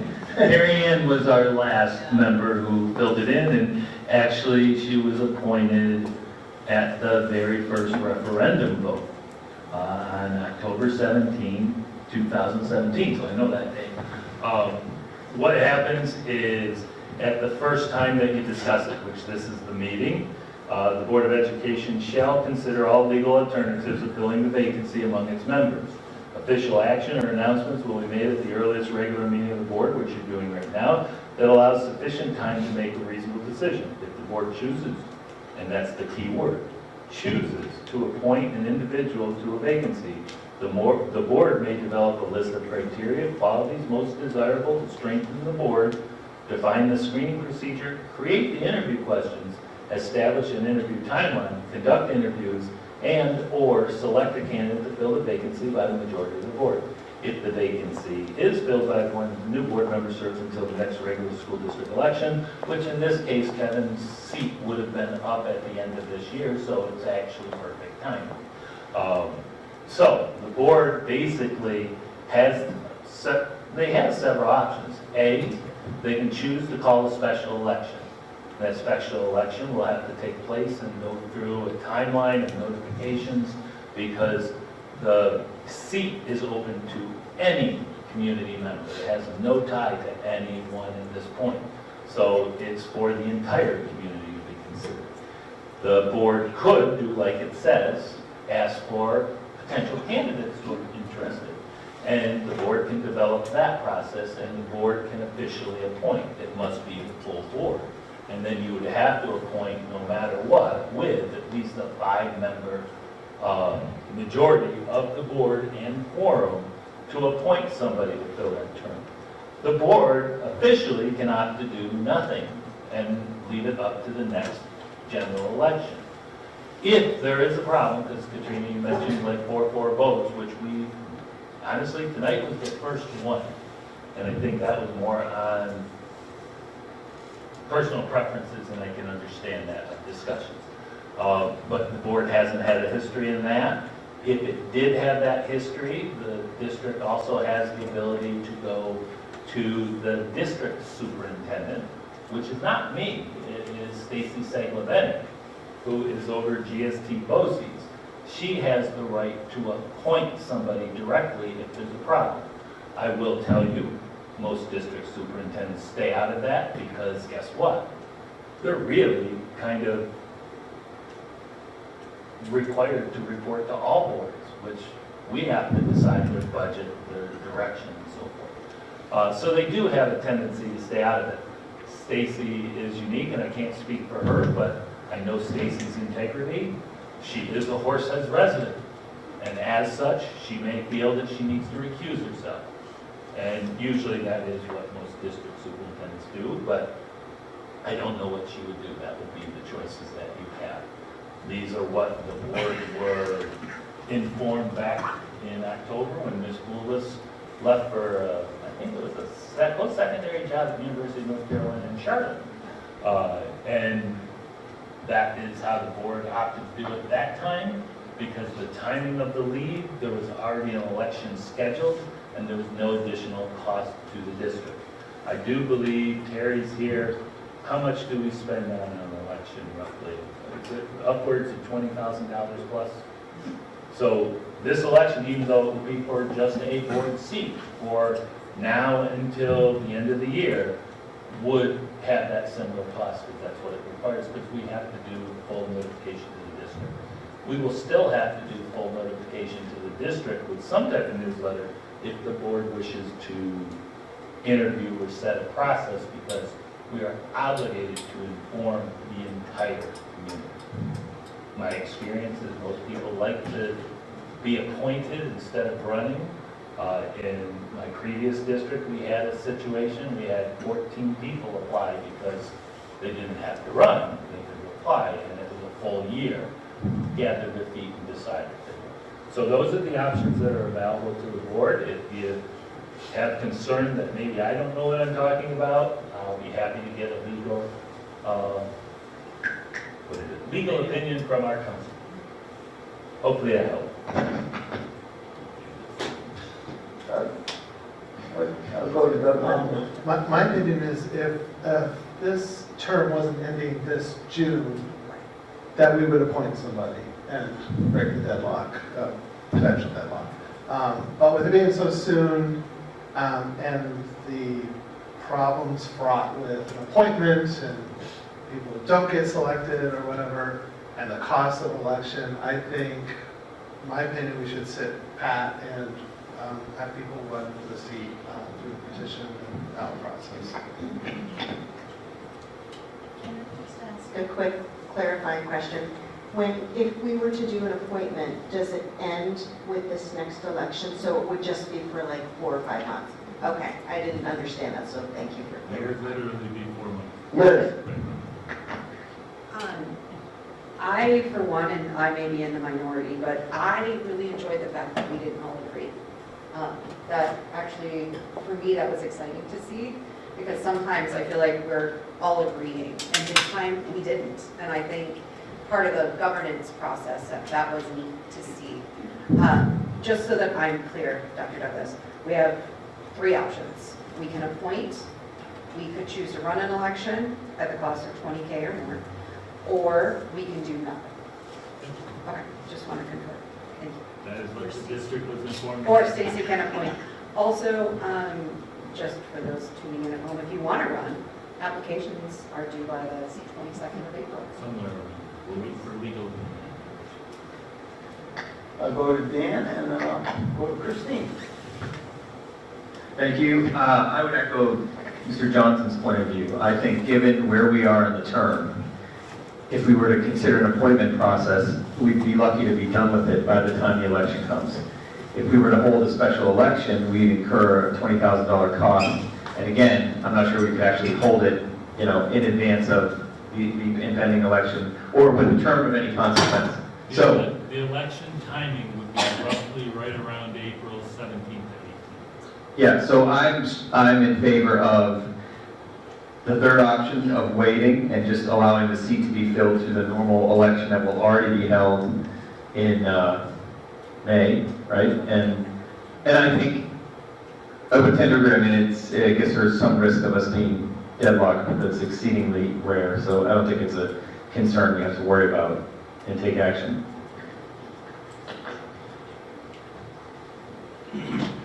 I agree. I think if the vacancy happened in July or August, I would be more apt to say, okay, let's go through the process of appointing. But by the time we would appoint and do the communication to the community, which is also an added cost, not 20,000, but it's still an added cost, and go through that process just to have somebody, a ninth member on the board for 2 months, to me doesn't seem value added.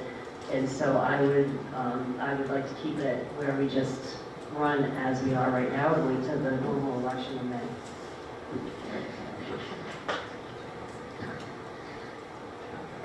I agree with that. I expecting that amount of money for an election just seems ridiculous. And like Christine has pointed out, this time in the year and the system, it just doesn't seem worthwhile. So I think we should stay as we are.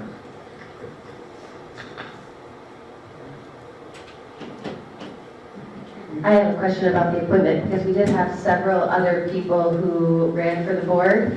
And I had talked to, I ran into Kevin about this actually, and he had told me that when he ran, he beat somebody who was a fill-in for the board, who was appointed, and he just happened to be the fourth place person. So I thought that was how we would make the appointment, is we just go in the order of how the people that have initially voted, because Kevin said that had happened the previous year, and I know what you had wrote, but then the other question or comment I wanted to have is that I did try to have this on the agenda, because I hadn't seen it on the agenda, but that, what you read to us, said that it was supposed to be on the agenda for this meeting. No, that's not.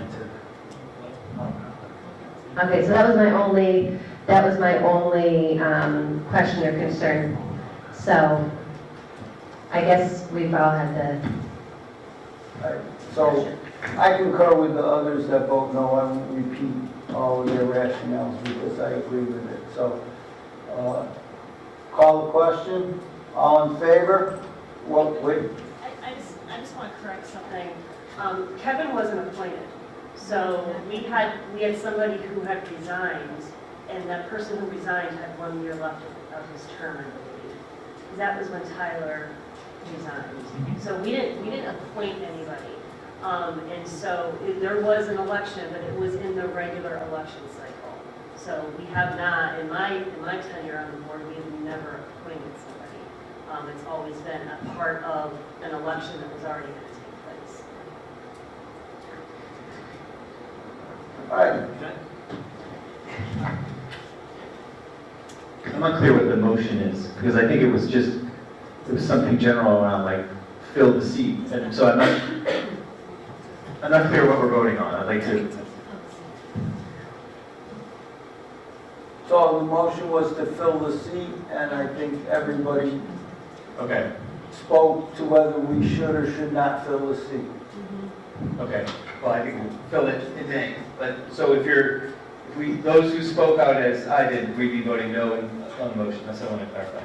Right. Yeah. To fill Kevin's vacancy, is that more? Yes. Through appointment or special election. Okay. All right. Will you accept that as amended, Katrina? Because you made the initial motion. Yeah, to fill the seat, the empty seat of the board, yes. That's my motion, is that I would like to fill it. Okay.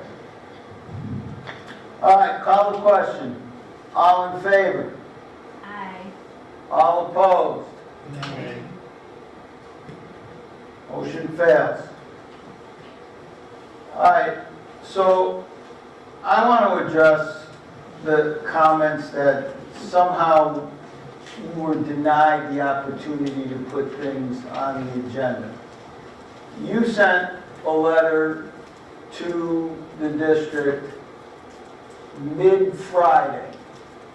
The agenda had already been set, and I consulted and Liz consulted with Dr. Douglas as to all of your questions, and they were responded to by Tuesday.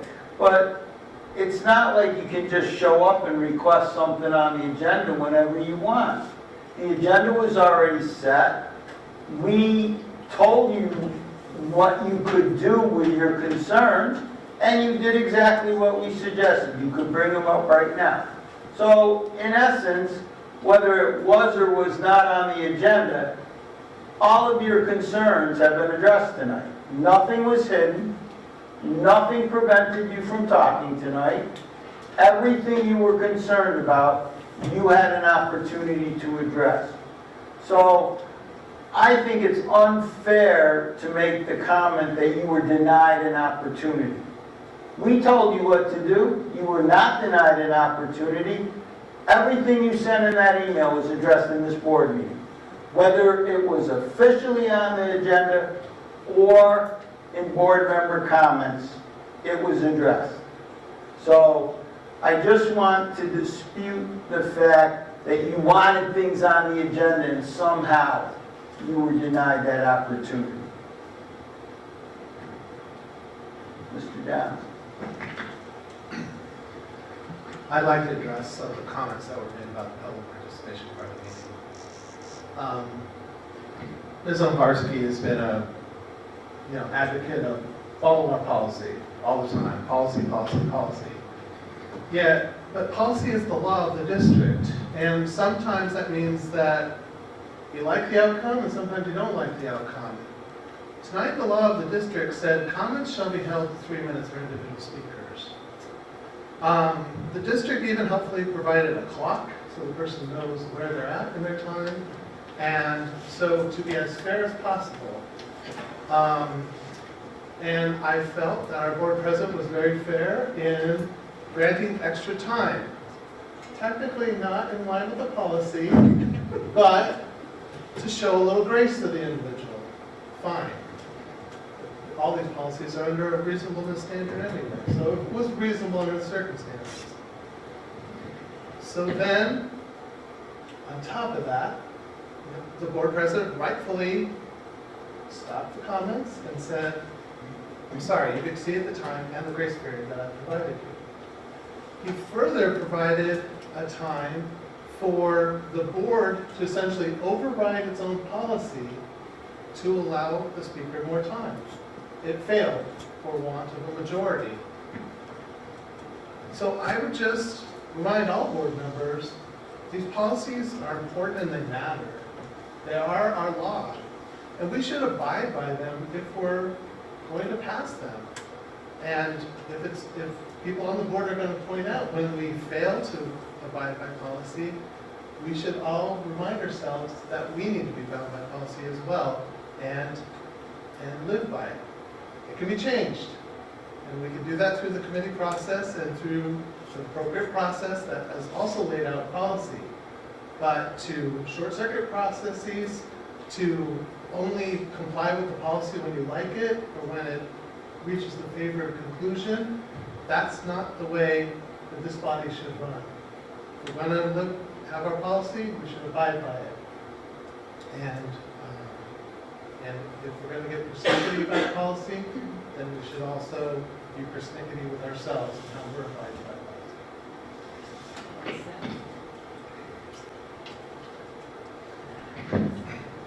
Okay. So I agree. I actually appreciate the fact that we had the clock. So go back to a couple years ago during COVID, we had lots of board meetings where we had a ton of community members come in and talk. And I was in Warren's seat at the time and was having to use my phone as a clock. And I think for the person who's speaking, it's really rude for the board president to be sitting there trying to keep time and rather than giving the person their full attention. And so I think the addition of a clock, it gives us the ability to provide our full attention. It gives them a visual as to where they are, and it is our policy. Yes, there was only one person that was set to speak, but if we gave that person the full 30 minutes, then the next time we had a board meeting and we had people come in and they got, let's just say that we had 10 people come in and they could only get 3 minutes, they'd be saying, well, last month you let Ms. Umgarski, or sorry, Mrs. Sedlansky speak for 30 minutes, so why am I only getting 3, right? So we have a policy in place for a reason, and I do agree. I think that she was given ample time, and then we even continued a back and forth discussion for a really long time, Which I apologize. which we probably shouldn't have done, right? And so I just, you know, I think that we have a policy for a reason, and thank you for bringing the clock, because I thought it was great. So I was the one that made the motion, and I hear everything that you say. I think the clock's a great idea. I mean, I think we've always had this sort of uncertainty about how long 3 minutes is, and so that just takes away the uncertainty. My thinking, and I agree, but the policy itself contemplates that the period of time may be modified by a majority vote of the board to be in effect only during the same meeting at which such vote is taken. I think that's in reference to the 30 minutes, right? But I mean, the policy itself contemplates there might be circumstances under which in a given meeting we change the time limits for that particular meeting. And so I think, you know, in the concept of there's law and there's equity, right? And the policy is the law, but in the interest of sort of fairness, when we have one speaker and she's clearly almost at the end of what she's written, I think it's more important to allow them to be heard, and we deal with the slippery slope of what about the next person, when and if that arises. So I think in terms of how we look as a board to those watching at home, in terms of silencing someone, whether we like what they're saying or not, that's why I made the motion, and I was in favor of allowing her to finish. You know, the motion didn't carry, that's fine, and you know, it is what it is, but that was my thinking and why I proposed it.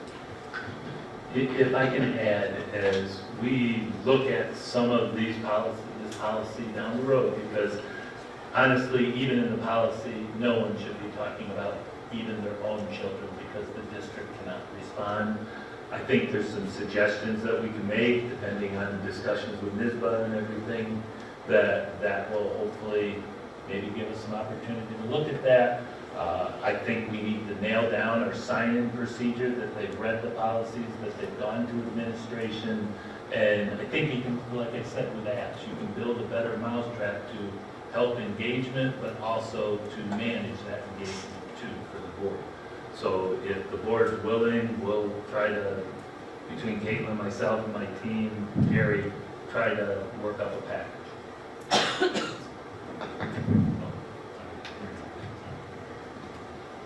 And I know that I've said something about this already. I'm struggling a lot with the word unprofessional. I actually want to counter that and say I think we were very professional in the way that Warren handled it. Terry, I love the clock. You're taking away the ownership. It's not Warren saying your time up. It's the clock. You can argue with the clock all you want, but it's a clock. So I actually disagree, and I think we were very professional. Though we didn't go the way that everyone would have liked, I think we did it with decorum and we made the decision and moved on. So I want to give us kudos for actually handling that in a positive way. Just so, because I think you misheard me spoke, or maybe I didn't say it correctly. I didn't think that the manner of anybody up here was acting unprofessional. I thought that the loud buzzer of the clock at the end was unprofessional, but I guess it's not a term, maybe obnoxious, because it was just, it's a sound, it's not a person, the clock isn't a person, but yeah, it was just like, oh, and here's this really loud buzzer at the end, that just didn't seem very nice. It was loud. Yeah, it was loud, and I just kind of felt like that was not really a nice way to treat It's a new people. technology It's for a it. new thing. Yeah. In my office, it didn't sound that loud.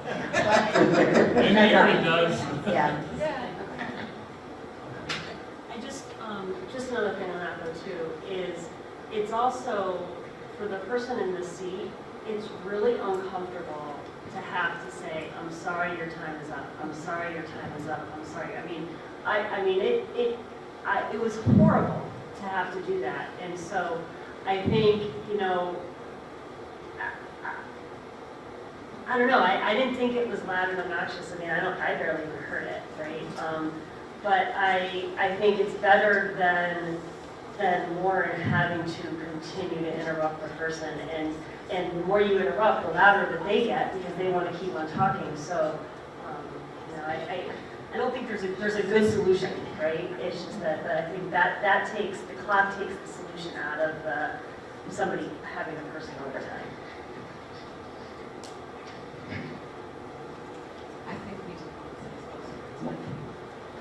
I think we did the right thing. Down has pointed out it's a policy, it's a law, we're supposed to follow it. She offered her extra time. I don't see the clock as a hindrance, I think it's, yes, thank you. And,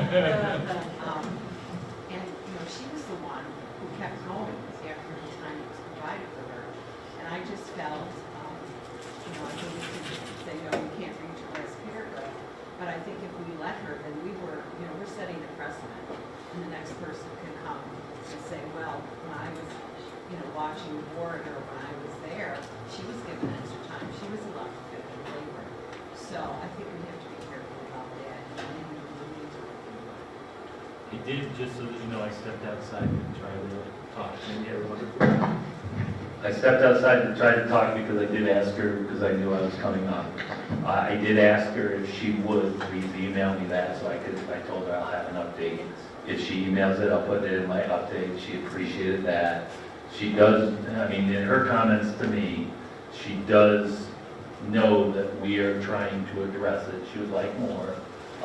But I've tried to explain to her we're doing exactly what we said, and I'm an advocate for all, so.